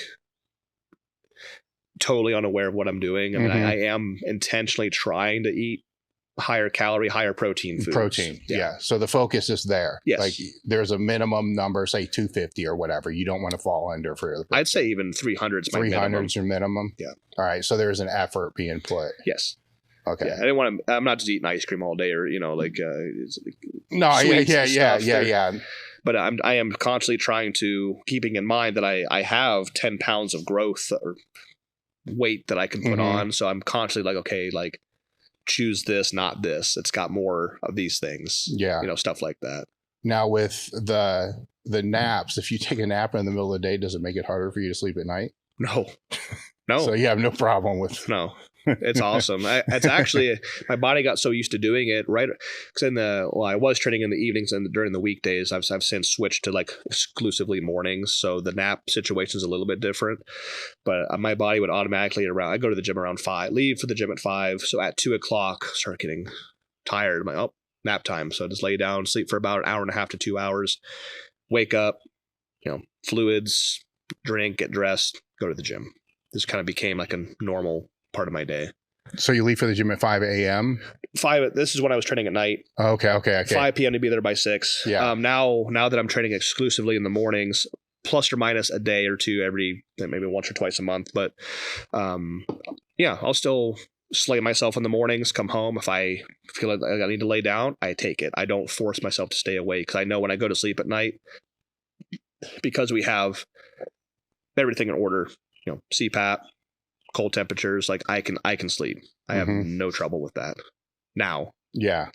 So it's, I'm going to throw a plug in here because I use a cooling mattress. It's a mattress pad.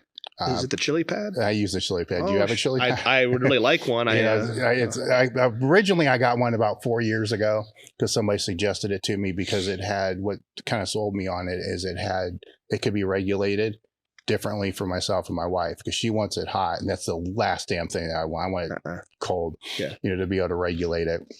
And several months ago, they kind of hopped on as a sponsor, but the newer ones, with the older one, I had to use like this little remote.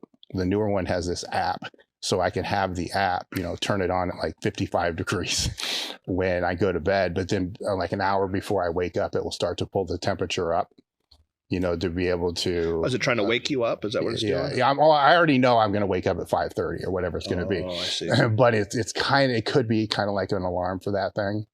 It's actually fucking amazing to be honest with you. And but anyhow, anybody that's interested, they just go to sleep.me/tabletalk and they can save up to $315 off their order with the code TABLETALK. But that for me, because as we're talking, I think of what I got this weird shit in my head. I like to think of what lifters like bedroom looks like, not being all weird and shit. But usually there's like a fucking fan, there's a CPAP, there's a cooling mattress, there's blacked out curtains. It's in all kinds of shit all set up for the perfect environment to be able to just pass out Yes. and stay asleep. Well, I got that inspiration from Ben Pollock. Is huge on recovery, and mostly recovery from getting your sleep. That's how humans recover both mentally and physically from their days. REM in stage 4, back and forth. I did go to, I did okay in my sleep study course in high school or whatever it was. We learned psychology. Part of psychology was a sleep, like a week on sleep.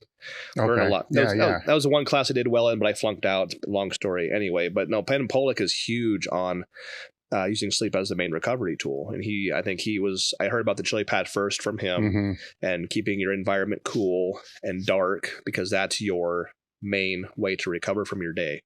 And especially this dumb shit that we're doing to our bodies. Oh yeah. It sucks when the power goes out though, right? Because then the AC is an issue, and the CPAP, you got to figure out how to get it to work on a backup. I don't have that stuff.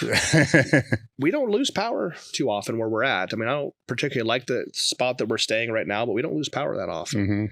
Now we're here at my mom's in Ohio up in the Northeast. We lost power like 2 or 3 times. I mean, I remember this now. That would suck. I'd have to figure out an alternative power source. But the one time it had gone out, I was just awake. I'm like, oh, well, I'm awake now, so I'll sleep later, I guess, when it comes back on.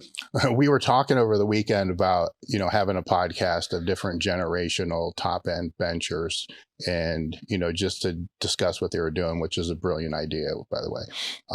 But that kind of led to, the thought process of what are commonalities that would be I know the commonalities I see across all of them. What would be commonalities that you see across? And it doesn't have to just be the benchers, but it does have to be top power lifters across the board, because the training's all different, right? There are some principles that are going to be the same, like specificity and things like that. But what are some commonalities that you can think of that you can say every single one of them share this? Not getting too say on them. I don't know. I was kind of immediately go with like the passion for it, I guess, because we all train.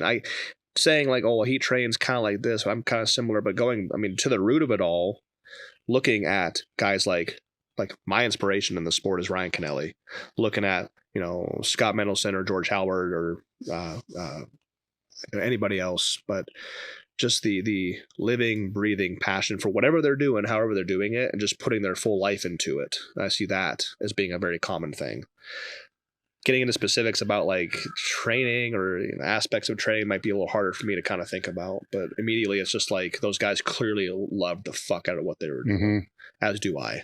The putting the whole life into it aspect it's an interesting one to me, especially with lifters that have been around for a long time, because you've you've probably always had that perspective, but the way you apply it changes over time. Right? To where you can look back and think everything that you were doing was being done to be able to have a better bench press. But usually when you're younger, you're defining those things by the things that you actually like to do and doing those really, really hard and avoiding the things that you don't want to do.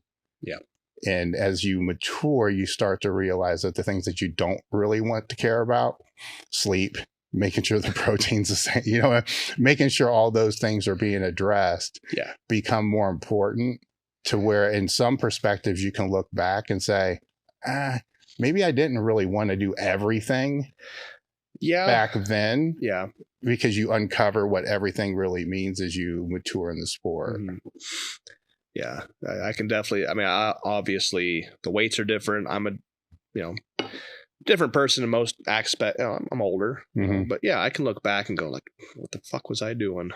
But as serious as I took it as a teenager, early 20s, I definitely was not doing everything that I possibly could do to like be the best. Do you think some of those, I don't want to use the word mistakes, are necessary to go through? Yeah. Oh yeah, absolutely. Balancing, I remember working at, over here in the northeast part of Ohio is a company called Belden Brick. And I think back then, especially, I've been out of it for years. I'm sure they still are the number one brick manufacturer in the entire country. The standard of quality was one of their slogans. And I remember having to balance that And just maybe that's a bad example, but no, going through it and just looking back, like my lack of paying attention to nutrition or my lack of thinking that sleep was actually that important. Now, I had never got into as lame as I might sound, I never got into like drinking and I'm not a social bug. I don't like partying, or I can socially interact with like those who are important to us, like family, friends, training partner. Well, my family is training partners and also my actual family, but I don't have friends outside the sport, so I don't do that kind of stuff. But looking back at it, it's pretty wild. How have you gone about manifesting the training partners, training environments for all these years? Manifesting in what way? Well, I mean, it's being a raw lifter, it's going to be way easier, right? But now being the lifter what you are, you need a whole crew of people to actually be there. You just mean building a crew, basically. Building the crew, because some people will stay for a while, but there's a lot of churn, in crews, and it can be a distraction. It can be frustrating, but it's also part of the game, because everybody else has to play with that same thing. I've been very fortunate everywhere I've gone to where I've had very consistent crews. Now, when I was at Blackstone, that was my first powerlifting gym ever. I found, because back then I was kind of interested in full power, I found that like everybody showed up for bench day, but I had like nobody for squat day. Okay. So then that kind of pushed me to go to like Iron Chamber in Canton, Ohio, where I had big squat crews, big bench crews. Eventually that kind of fizzled out a little bit because everybody started to go raw. When the raw boom first happened, we had a gentleman come in named Dave Kaiser, and Claudia was his wife, and they came in. He was like an 865 raw squatter and just dressed like he was from the 80s with the baggy like American flag pants and the string cutoffs and stuff. Just humongous human being.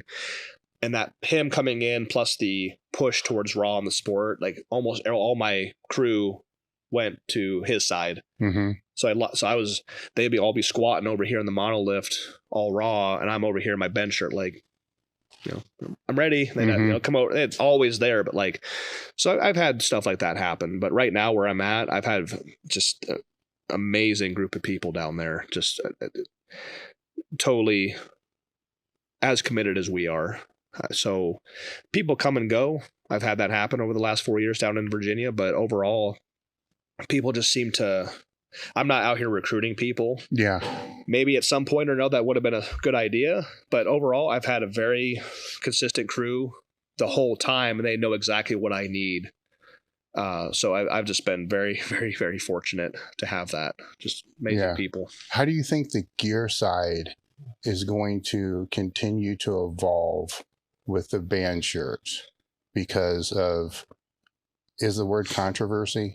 Some lifters push back against the band shirt, but at the same time, the popularity of it has become greater and greater and greater.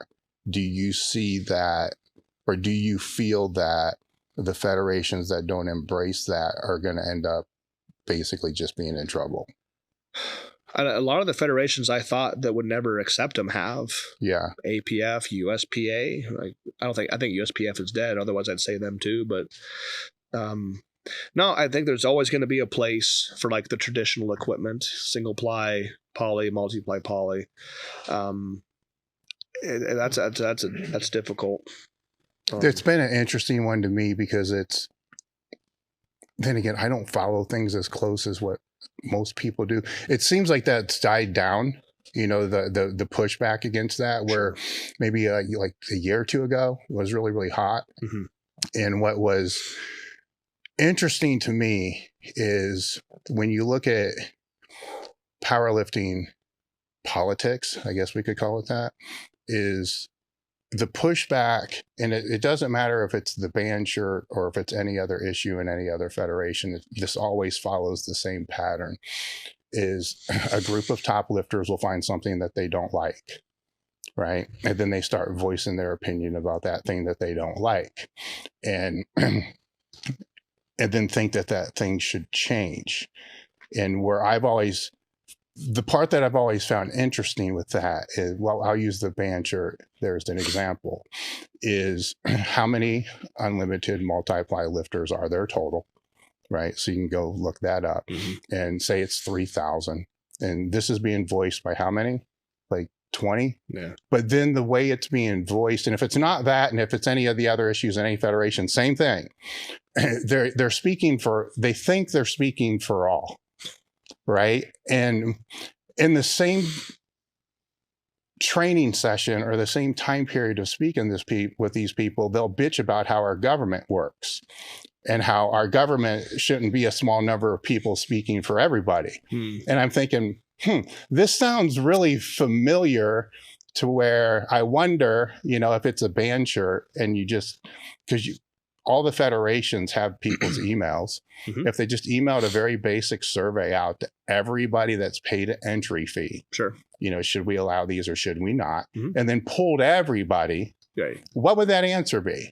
Right? Because it seems like all the drama that we ever hear about in any federation is always a small number trying to speak for, which is exactly what everybody bitches about with our whole political system that we have here. It's intriguing to me how that all plays out, but even more intriguing to me because it wouldn't be hard to actually do this poll. It would be very, very easy. Sure. To be able to do that. But I think over time, the lifters still end up voting by where they lift and what they wear. Yeah. And if you don't like it, just lift where it's not allowed, or just lift how you want to lift, man. I don't bitch about anybody else doing. well, that's what it comes down to. It's I'm glad you just said that, because that's, out of everything that's important, you have to do what you like to do. Because ultimately you're the one on the platform. Yeah. You're the one doing the work. You're the one training. Yes. And at the end of the day, it's really not going to matter to anybody. No. You can walk to, to any grocery store and they probably have no idea Correct. what they know. You're big as fuck, obviously. Sure. They might ask you, what do you bench? Maybe. I tell them 350. I don't want to get into but it. nobody cares. You know what I'm saying? Nobody really cares. I mean, nobody's going to care as much as what you do and Yes. maybe your wife. That's it. Yes. That's what matters, so you do what makes you happy and don't compare yourself to other people. It's pretty simple. And if you're going to compare yourself to others, and this is another big thing in the sport, if you're going to compare yourself to others on the same level that you're at. Sure. So don't look here, you can have aspirational goals. Yeah. I want to be here, but where are you now? Like, because if you're ranked 200, let's work on getting ranked over 150. Yeah. I never looked at like myself when I was a teen or a 20 or something year old benching 6 or 8, I looked up to, I'll say his name over and over again, Ryan Kennelly, and then, Scott Mendelson, Gene Richlack, and Tiny. Those are the 4 horsemen that inspired me to do what I'm doing now. Did I want to be them someday or be like them someday? Yes. But like, I didn't want to go from 6 to 1,000. I was focused on, 6. Then I can remember almost every single PR, whether it be gym or competition, from 6, 605, 615, 625, 635 was a big deal. 6 plates and a quarter looks pretty cool on the bar. 650, 7 plates. That was a big one for me too. It's my first 700, my first over 700. I remember every little, because what mattered most to me was me and how far I could go. And I absolutely wanted to be at their level someday, but I had to focus on myself and stick to. I've done the same thing for 16 years. I never went with the trends and, Raw's popular, Gear's dead. Well, so saith you. I'm still having fun doing equipped, so I'm going to do equipped. And I've never faltered. I'm on the same path, which is how I've gotten to where I'm at right now. I've never let anybody else influence me or has anybody else's opinions change what I want to do, because it's my life and I'm happy as fuck doing this. That's what matters. Well, when you're doing the same thing over that long period of time, your ability to learn how to, as we talked earlier, how to regulate your training becomes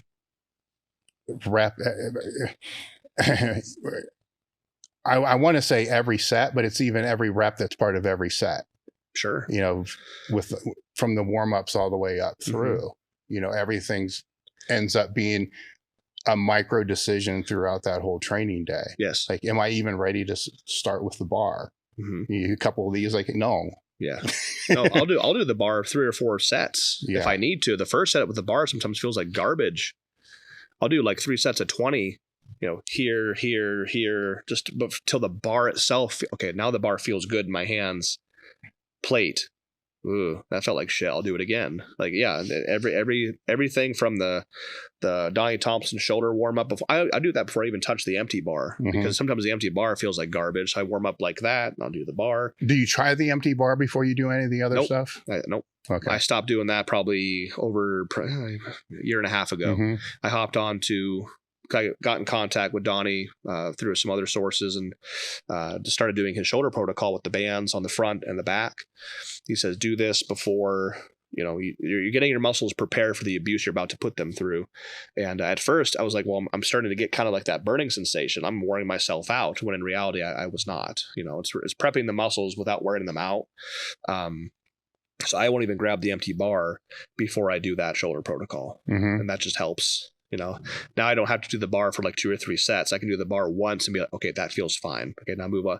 Every set is like, that's my priority. Yeah, the priority is to hit that big weight, whatever the goal is for the day. But every set leading up to that is also in the moment. That is the priority. That has to feel good. That has to go right. I can't fluff 2, 3, 4, 5, 6 plates. It has to all be perfect. When you're because you still have the scholarship thing, so you're that forces you guys to kind of look at the younger generation a little bit closer than what other people would. Yes. What are some of the great things that you see with the younger generation of lifters that are coming up? Well, because I hear a lot of people I hear the complaints. Sure. Right. Oh, yeah. There's a lot of those. So I'm going to flip the script and say, it's because that's going to play into who you're going to select too. Yes. Right. So what are some of the good qualities? Well, I mean, the ones we choose, we have a board. It's not just me and Katie. It's about 2 or 3 other people. We go through all the applications. We look at every single one. They tell us their story.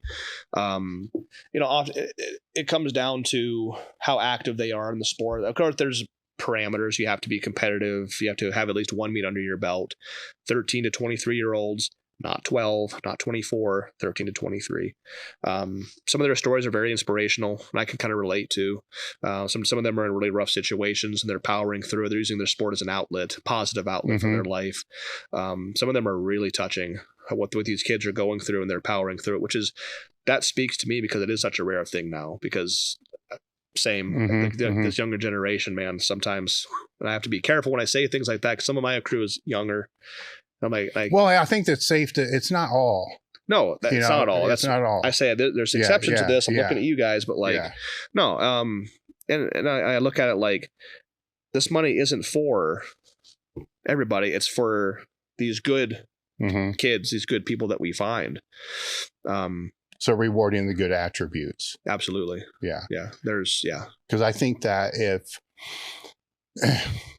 with all the complaints that will be thrown out about, the younger generation that coming in, and many of those are valid, it creates opportunity for the ones that don't go down that route, that don't do those things, and that, to me, that would be inspirational, right? Because if you're, and it's anything with the younger generation, because if you're coming up and say, when I was coming up, and everybody wanted to play football or whatever it was, I had to compete with everybody that really was into it, that really wanted to do it. Now, if 90% of them really are just like, it's a hobby, it's not that big of a deal, it's just something for me to put on social media and whatever it's going to be, then you just wiped out 50% of the people I have to worry about in 5 years. Yeah. To me, that's a great opportunity, because it's longevity.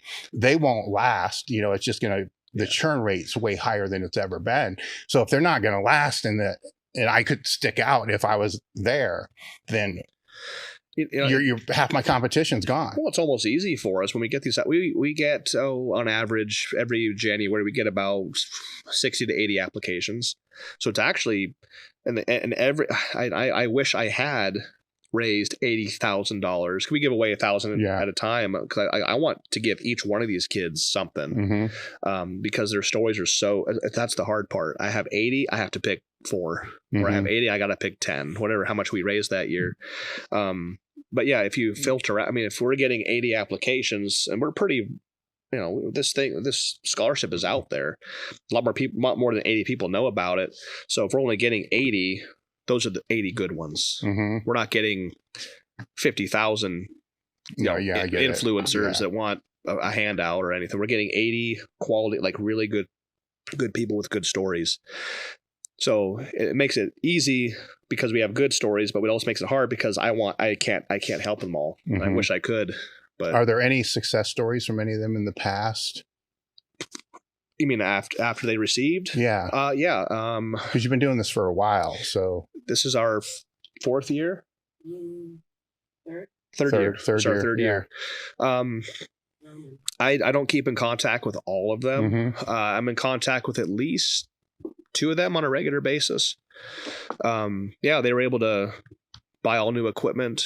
They're mostly equipped. Mm-hmm. There are some raw lifters that we've given the scholarship to, but equipped lifters, they have to squat suits and bench shirts and things like that. Yeah, a few of them really got some benefit out of it that I'm aware of. I'm sure there's a lot more, and I always say it kind of in a funny way, but also in a serious way, like it's your money. Use it for meet entries or gym dues or new equipment or a new Xbox. I don't give a fuck. It's your money. Yeah. But overall, I think it's been a very positive thing. Absolutely. How do you answer the question when people come up to you and say, what shirt should I use? Or where should I start? Because no experience at all? No experience, right? Because it's years ago, it's before band shirts and all the other stuff. And before the band shirts got better, right? So because there's been incremental phases over time. Mm-hmm. The default answer would be start single ply, then move into multiply. But then my answer changed when multiply got better, because why learn one thing and then have to relearn how the other thing works? Right. So just jump straight into it. And now it's, they want to get into bench gear, right? And that answer, the default answer still comes out a lot. Start with single ply, then just move out from there. And I don't know if that would be the answer that I would give. Well, I mean, obviously, it's a conversation. Let's go, do this, and it turns into a full blown conversation. And the first thing I say is I ask the same question. I say, how much experience do you have? Sometimes it's little, sometimes it's zero. So I always still go to my default is usually start with something used. Go with something used, something that's already broken in, relatively the size you need, which you have to, of course, research and make your decisions. I will never tell somebody to start with single ply because I didn't. I started in multiply. Don't multiply denim. Was how I started. Karen Klein, Zanesville. So I would never say start single ply, go multi, because I didn't do that. I said, now that's an option. I will say it now. Single ply is probably easier. You have less equipment. There's less, there's always compression, but there's less of it. But I always say start with something used. Go on eBay, Facebook Marketplace. There's a page called Multiply Powerlifting on Facebook. The guys are constantly selling briefs and equipment and shirts and stuff. So start with that, because there's a break-in process that I'm very, very adamant about, that people ask me, like, how do you break in a shirt? I say these exact steps is how I've been successful. So what are they? So I get a brand new shirt. This is going back to poly, of course. Band shirts, you can just kind of use them right out of the box, but I get a brand new shirt. I was a big single ply guy. 10 to 15 minutes to get it on with the help of 2 or 3 other people. And, when I was benching 1120 in single ply, the break-in process for me would start at like 4 plates. This is how extensive this is. So 4 plates, take the weight out, and I'm just doing little, not even quarter reps, like 12th reps, little things. I'm trying to take these brand new fibers. I'm trying to get them to start moving, because you don't want to take a weight out and start going down to boards, because you might risk a blow, especially in single ply. It's very important with single ply. So the first session, I'm taking 4 plates out for like 3 sets of 10. Just humoring the idea of getting these fibers to start, moving a little bit.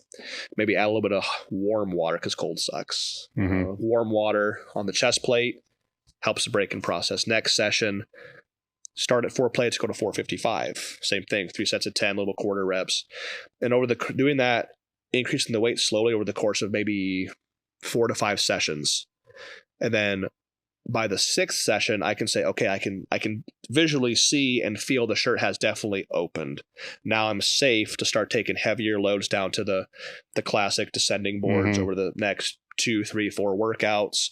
And even then, the shirt is still not going to stretch very much. You're trying to force it to stretch. So all the lifts are going to be muscle lifts, really hard. They're not going to move fast until the shirt finally breaks. And I don't mean blow out. I mean, you finally, for the first time, feel the thing actually open and compress and stretch around your body. Now it's actually broken in and you can start working with it towards a competition. It's like if you do 1 session a week, it's like a 7 or 8 week process for me to properly break in a poly shirt. It's a pain in the fucking ass. Now, but it's a process. Yes. Right. And with the band shirts, do you have to break those in at all? I've only had one exception no.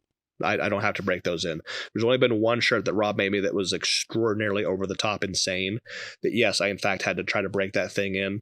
But other than that, it's just right out of the box. Maybe kind of it's a little deformed, so kind of break it in to kind of make it flat, not bunch up, and then just start using it right away. Now, for newer lifters, does more layers mean bigger benches? No, not Explain. at all. You have to be strong to handle these loads. So you put a band shirt on and I'm trying to give a good example on weights, but maybe the shirt allows you to put this kind of weight in your hands, but you can't do anything with it. You're not strong enough. Somebody that's trying to go from 600 to 1,000, right? Like that's their next goal. I benched 6 and I want to bench $1,000. It's like, hey, bro, like, why not 650? Why not 700? Like baby steps, because you're not going to feel 50 pounds. You're going to feel 400 pounds. You're going to feel that difference, No. Again, it's management. You don't want to go right into a 3 or 4 ply band shirt, start fucking with it, because you're not going to be able to handle those loads. You still have to be strong. People seem to forget that. Yeah, well, that's why I'm putting it out there, because if I went back in time when I was starting and I had a choice, of 1, 2, or 3 ply, where you're going to go. Sure. Oh, yeah. You're going to go to 3 ply. Then all of a sudden you realize, oh shit, and that would be the lifters that aren't around other lifters to be able to advise them, because it's, I use the Karen shirt. I use all those things too. And if the shirt was too much, it was different. It was just different than it is now. Yes. It just shit ain't going to work. Nope. It needs to be changed. Where I learned back then that you go ahead, throw another ply on. It's just going to be worse. It's going to be way worse. I mean, my biggest poly benches were all single ply. My first 600 pound bench was single ply. My first 900 was single ply. First 1,000, all credit, was multiply. But every 1,000 pound bench after that, before I got into the band shirts, was all single ply. I've believed in single ply more than multiply almost my whole career. In terms of, again, I'm coming from a bench only standpoint. I know that, multiply. But how did you come to that conclusion? I came to that conclusion through a little bit of help with Ken Anderson of Anderson Powerlifting, who has since almost fully retired from the company. I think he's still hanging on as the owner or president. No, he's not the president, but he's the owner still.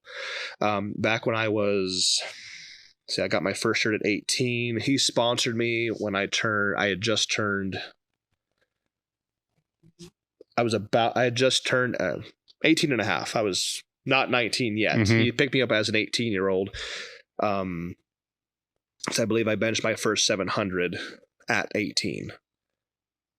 Yep. So he picked me up, and I lost my train of thought. What were we talking about? What was the question? How did you come to the conclusion to stay in single ply, or that you would get more out of single ply? So I went from multiply denim. So my first shirt, I was like, oh, he's like, what do you need? When he picked me up, I said, oh, do you got a multiply katana or something? I didn't know any better. He said, oh yeah, I've got one sitting right here. I think it's a perfect size. Send it to me. And that would, I'd bench 800 at 20 years old.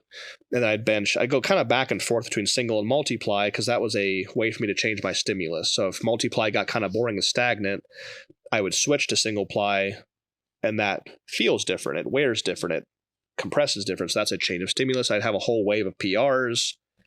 That get boring, switch back to multi. I'd go back and forth.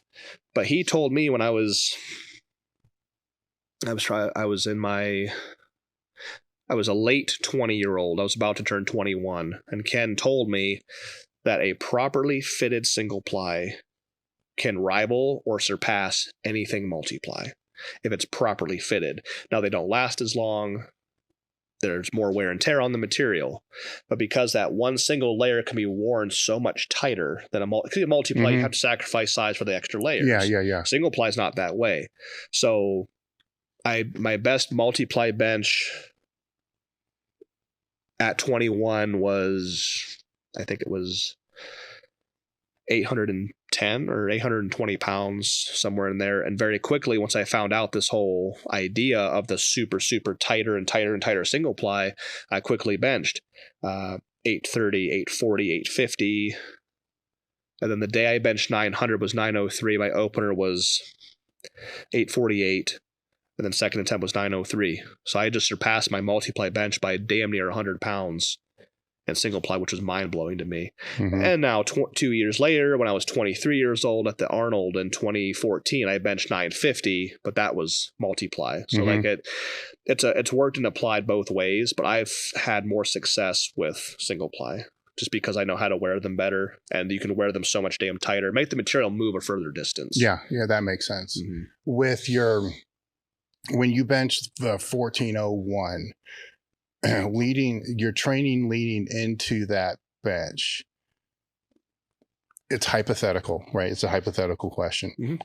Where do you think your bench could have been? That's a good question, because I know I have an answer. Well, there's going to be a follow-up to it as well. Okay, good. Okay. If I had I got the timing wrong. I'll say that I got the timing for the training. I fucked it up. I did the Arnold. That was March, first weekend of March. I took about 2 weeks off. So I started training just early, mid-March. And the meet was July 20th, I believe, that year. So I trained for 5 months. And all I needed was about 3. So by the time April, May, about end of May, beginning of June, I could have benched like 1450 had I competed then. Yeah. But I started too soon. I felt like I couldn't back off. So I trained for the next 2 months, and the weight started to get heavier. It felt worse and worse and worse and worse. The weekend before the meet, I was about to pull out of it because of how fucking bad everything felt. I was about to abandon the meet. I didn't.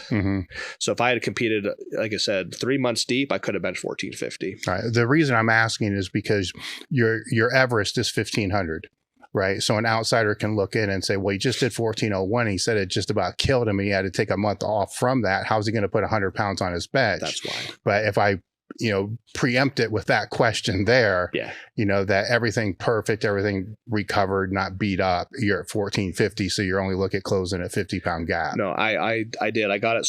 Because like, the Arnold was over in March. I'm like, okay, I've got to meet in July. Training starts now. Yeah. Not, okay, take it, chill out, just kind of maintenance work for a little bit. And then, okay, July, May, take April, take maybe April off, or halfway through April, start training for it. I'm like, Arnold's over, July, like right fucking now. Yeah. And I got it wrong. I really got it wrong.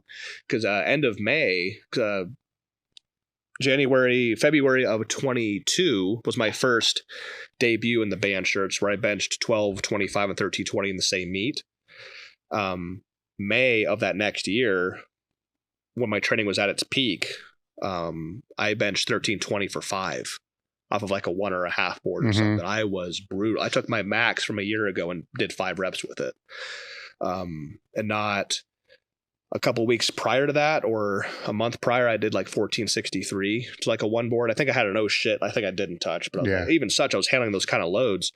The week before the meet, because I had blaster fucked my body for too long. The week before the meet, I think I took my last, it sounds stupid, but my last warm up of like 12 or 1220 to a 1 board. And it felt like 2,000 pounds. And I was like, I'm going to pull out. I'm not going to do this fucking shit. I was too beat up. I mean, my arm hurt worse and worse and worse every single weekend. I couldn't get it to recover or keep it at bay long enough to get through it. I was about to pull out. It was a moment that lasted about 20 minutes during the workout after I was done benching. Like, I'm just going to pull out. Fuck this. Take a break. Take the break without going for it. Then I got over it and I was like, no, I'll go ahead and try it. Is there anything you're going to do different with your shirt as you prepare for this next run? Shirt? No. I did get a new one from Rob because I had the same shirt from mid 21 till now, just a few months ago. I had the same shirt with minor alterations. Like I have abnormally short humerus bones, so I've been told or observed. So my shirt sleeves have to be like that long. So like having, hey Rob, can you take off another ½ inch? I'm sorry, and all that and the other. But no, overall the same shirt for the last 3 years. And I finally came to the realization that like, hey, I think this thing's worn out. Might need a new one. So I got a brand new shirt to use to train for this lift. So as far as the shirt itself, it's just, it's new. Yeah. I have a new piece, but training's going to have to be a little more methodical. I did handle 1,500 pounds for the first time ever, probably about 5 weeks ago. So based on that workout, I know that it's possible. How were your forearms after that?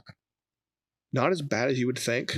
My bones didn't break, which helped us sleep that night. So that's one of the biggest things too, is you have to be bone conscious with these loads. Even people that are everything's relative. Sure. But like somebody has to realize, like if you're raw bench, easy numbers. If you raw bench 4 and your poly bench is 6 and you're trying to put 1,000 pounds on the bar in a band shirt, like you gotta think about your bones. I've seen a lot of forearms snap, in the last few years. So my bones were fine. And just to be sure, we went down to see Dr. Jericho Matthews at Alive by Design in Fredericksburg. He kind of sponsors me. He does chiropractic work on both of us. And he x-rayed my arms. Just to be sure. Nothing. Totally clean. No micro fractures, nothing. My bones are fine. The soft tissue is a little pissy, but that's normal. So overall, I was like, this could happen. It became a reality that like, with time, I can do this. I had it on the bar, I took it out and I did something with it, and it's a reality now. Yeah. So that was nice. So it's how to peak for that without destroying yourself in the process. Yeah. So that's what I mean. I'm going to have to really think a lot more for this next 100-pound mark. Again, I'd like to do it on the first try and just be done, because after 1,500, I'm done. I'm not going any higher. Somebody else can put themselves to that much pain and shit. Well, did you say that with 1,400? No. Okay. Nope. 15's been the number in my head ever since that first meet in a band shirt in February of 22, where I did 12 and 13 the same meet. I'm like 15. Now, obviously, I had like, little... No, yeah. But overall, I'm like, man, 15 could happen at some point. Because I was in a band shirt for 3 months and bench 12 and 13 first meet. So I was like, yeah, this could happen. It's been a number for a couple of years. So as you're thinking this through, what are the things that you're trying to be more conscious of? Like currently or moving forward? Well, it's all relative. Yeah. Right. Because this is a base that's going to build on what's going to happen after. Because what's currently doing right now is not necessarily working, because this shit still fucking hurts. And I'm not willing to, maybe I could take 6 months to just do nothing and let it actually fully recover, but I don't want to do that. I do know every time I hit a big lift, there are things I did to get there. And then when I take my little break afterwards and I get back to training, okay, time to go for the next meet. I got a meet in 3 months. I don't do those things. And I don't repeat that success. So one of the biggest things next July will be a year. This past 11 months, I've not been on the weight gainer or mass gainer. And every lift I did from 11, 12, 13, and then 1350 and the 1400, I was on a metric shitload of weight gainer, just for the calorie intake. And I've not been doing that. And I've been trying to repeat these weights in the gym and improve upon those without the extra calories. I was like, what the fuck is wrong with me? I know this makes me successful. Why am I not doing it? I got a sweet deal on muscleandstrength.com. It's a discount supplement online store. And I bought 1 22-pound bucket, an actual like painter's bucket of weight gainer, get one free. So I've got 44 pounds of weight gainer waiting for me at home. So I'm going to take this whole prep and just go through those 44 pounds of weight gainer and do what I know that I need to do, on top of I just started getting into creatine for the first time in a couple of years. And then, of course, obviously keeping my sodium levels very high. Sleep, I got covered. I don't need to worry about that. It's all about the nutrition is where I've always struggled. When I do it right, I'm very successful. But then I stop doing one of those things, then I don't do as well. Yeah. So I have to pay attention. Yeah, keep it locked in the whole time. Is there anything that you're doing for your forearm? I go to Jericho every Monday, and he works on me. The soft tissue work, just trying to keep it at, if not, make it go away, just try to keep it at bay from getting worse. And it only hits, that's the annoying part. It only starts hurting bad when I put 14 or more in my hand. So the goal weights, it hurts. 1,000, 11, 12, 13, 1350, nothing hurts. 14 or up, lightning bolt starts hurting. Do you think that you have to handle those weights to be able to hit it in meet? That's how I've done it my entire career. Yeah. So if my goal was 7, when I was trying to bench 7 at like 18, whether it be off higher boards, lower range of motion, reverse bands, whatever it was, if I could physically handle it that week, my goal weight for the next meet became my minimum working weight. I've always believed in that. The meet's not the time to experiment with like new weights you've never done. Yeah. So absolutely, I have to put these loads in my hand. I have to, in one shape or another, to be able to do it someday. I'm not going to bench 15 by just doing reps with 13 and 1350. I mean, as much as I would like it to be that way, I really would, but it's not going to happen. How has your mindset shifted over the last 15 years? Mindset. There's a lot that could mindset. I know it's a broad, I'm trying defined definition. I'm trying to narrow it down to answer the question in a smart sounding way.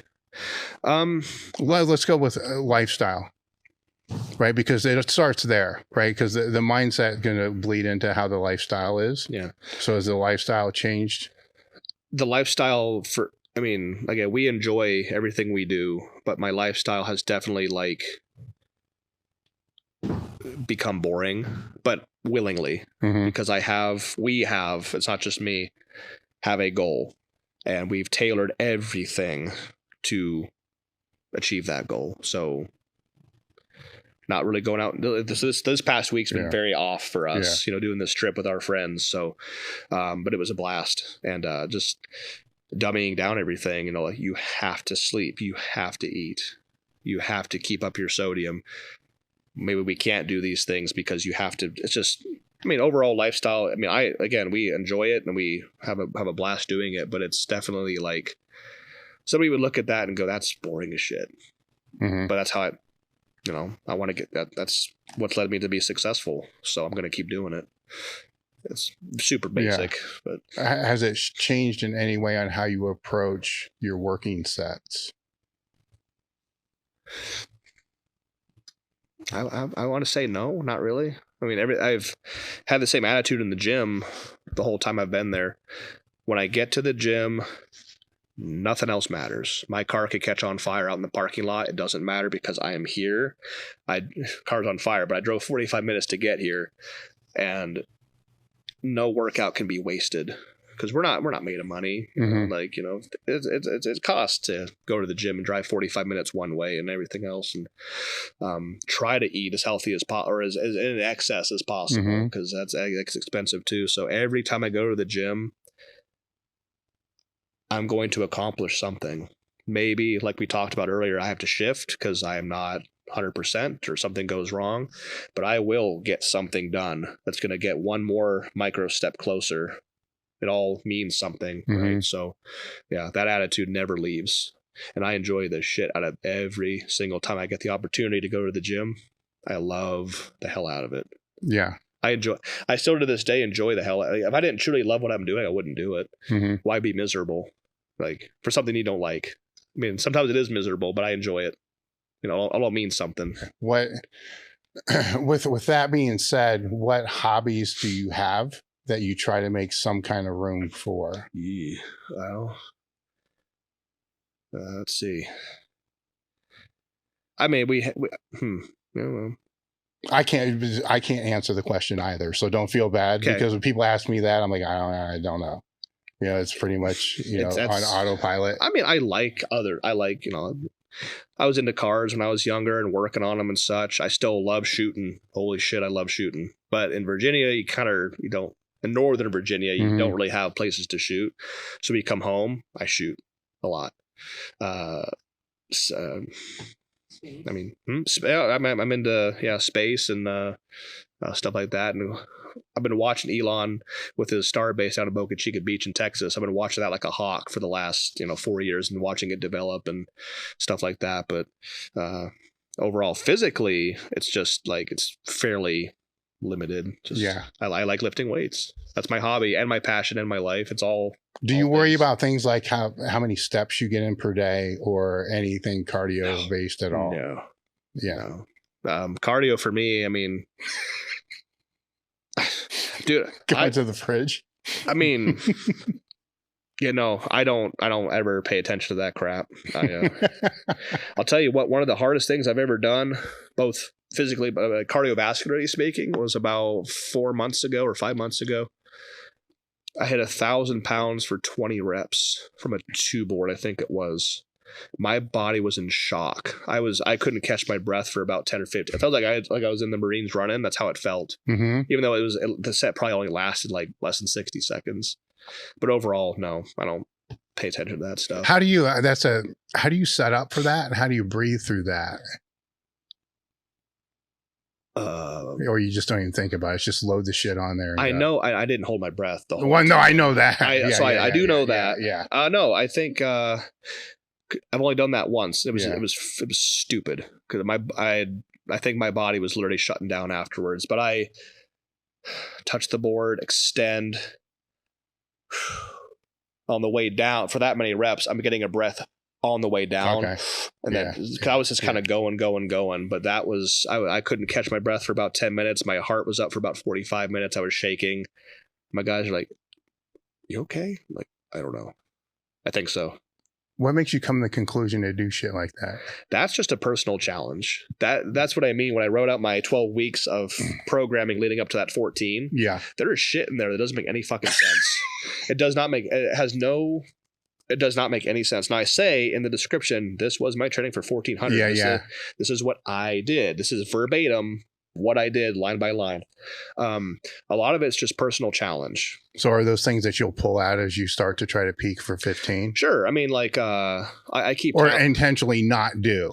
I'll do it once every 6 months or so. I'll go, hey, when I did 700 the last time I hit 40 reps. That was like 6 months ago. I'm going to try that again. It could be even on a Wednesday, just at complete random, and try to at least, if not match the reps, try to go above. So I have rep PRs with different weights. It's just personal challenges, and that's fun for me. Maybe benching 1,000 for 20 makes no damn sense as far as like a 1 rep max is concerned, but it was fun. I just wanted to do it to try to do it. That's it. Wait, are those things markers?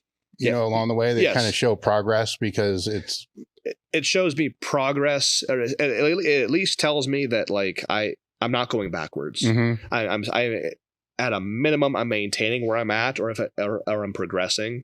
Now, if I went for 800 in a Widowmaker full range and got less than 25 reps, I'm like, something's off. Yeah, and because with practice and time I've been good at self-regulation, I could go, oh, okay, maybe I missed it because last night this, or this morning this, or whatever it is. But they're markers. They're markers, yes, but they're mostly just fun challenges. Yeah. Just personal fun challenges. Were there any topics you wanted to talk about I didn't bring up? I kind of came unprepared. I just wanted to just do this again and talk to you. So, no, I mean... Yeah, well, we're going to have you working with a lifter here pretty shortly, so I want to be able to make sure to give you some kind of break in between. Sure. With all that. Sure. How do people go about finding you? The best place is on Instagram, which is Kolb Strong, KOLB STRONG, one word. I have a website as well, Three W's. I can't articulate those W's. 3 W's, kolbstrong.com. That's where my website is, where you can find the pre-written programs and things like that information. The scholarship as well, the kolbstrongscholarship.com with 3 W's in front of it. Information about the scholarship, what it's for, how you apply for it, things like that. But Instagram is probably the most surefire way to get a hold of me or find out what I'm doing or to stay in touch. Yeah. Well, it's great sitting down with you again. You know, I look forward to seeing this 1500 fall. With that in mind, thank you for coming out. Thank you guys for listening. Thank you.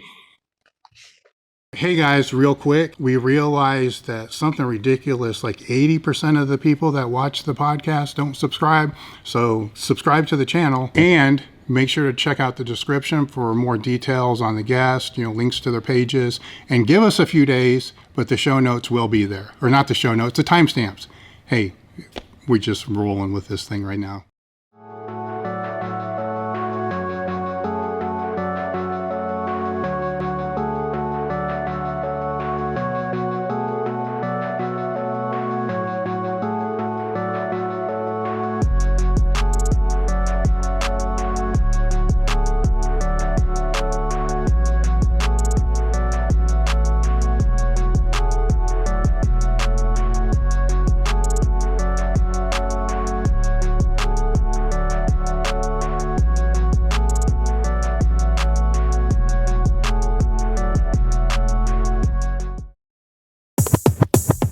Thanks everyone for tuning in to today's podcast. Are you struggling to hit your peak on show day? Feeling lost in the off season? Upgrade your coaching game with J3 University. Our program covers everything from off season to contest prep to peak week, all based from real client results. Along with our comprehensive physique curriculum, you'll also get access to our 4 rooms with our J3U team to answer any questions you have and live Q&A sessions to further your coaching and athlete experience. We are the source of education for top IFBB pros and coaches. Join us to elevate the coaching standard at J3 University. Let's get back to today's podcast.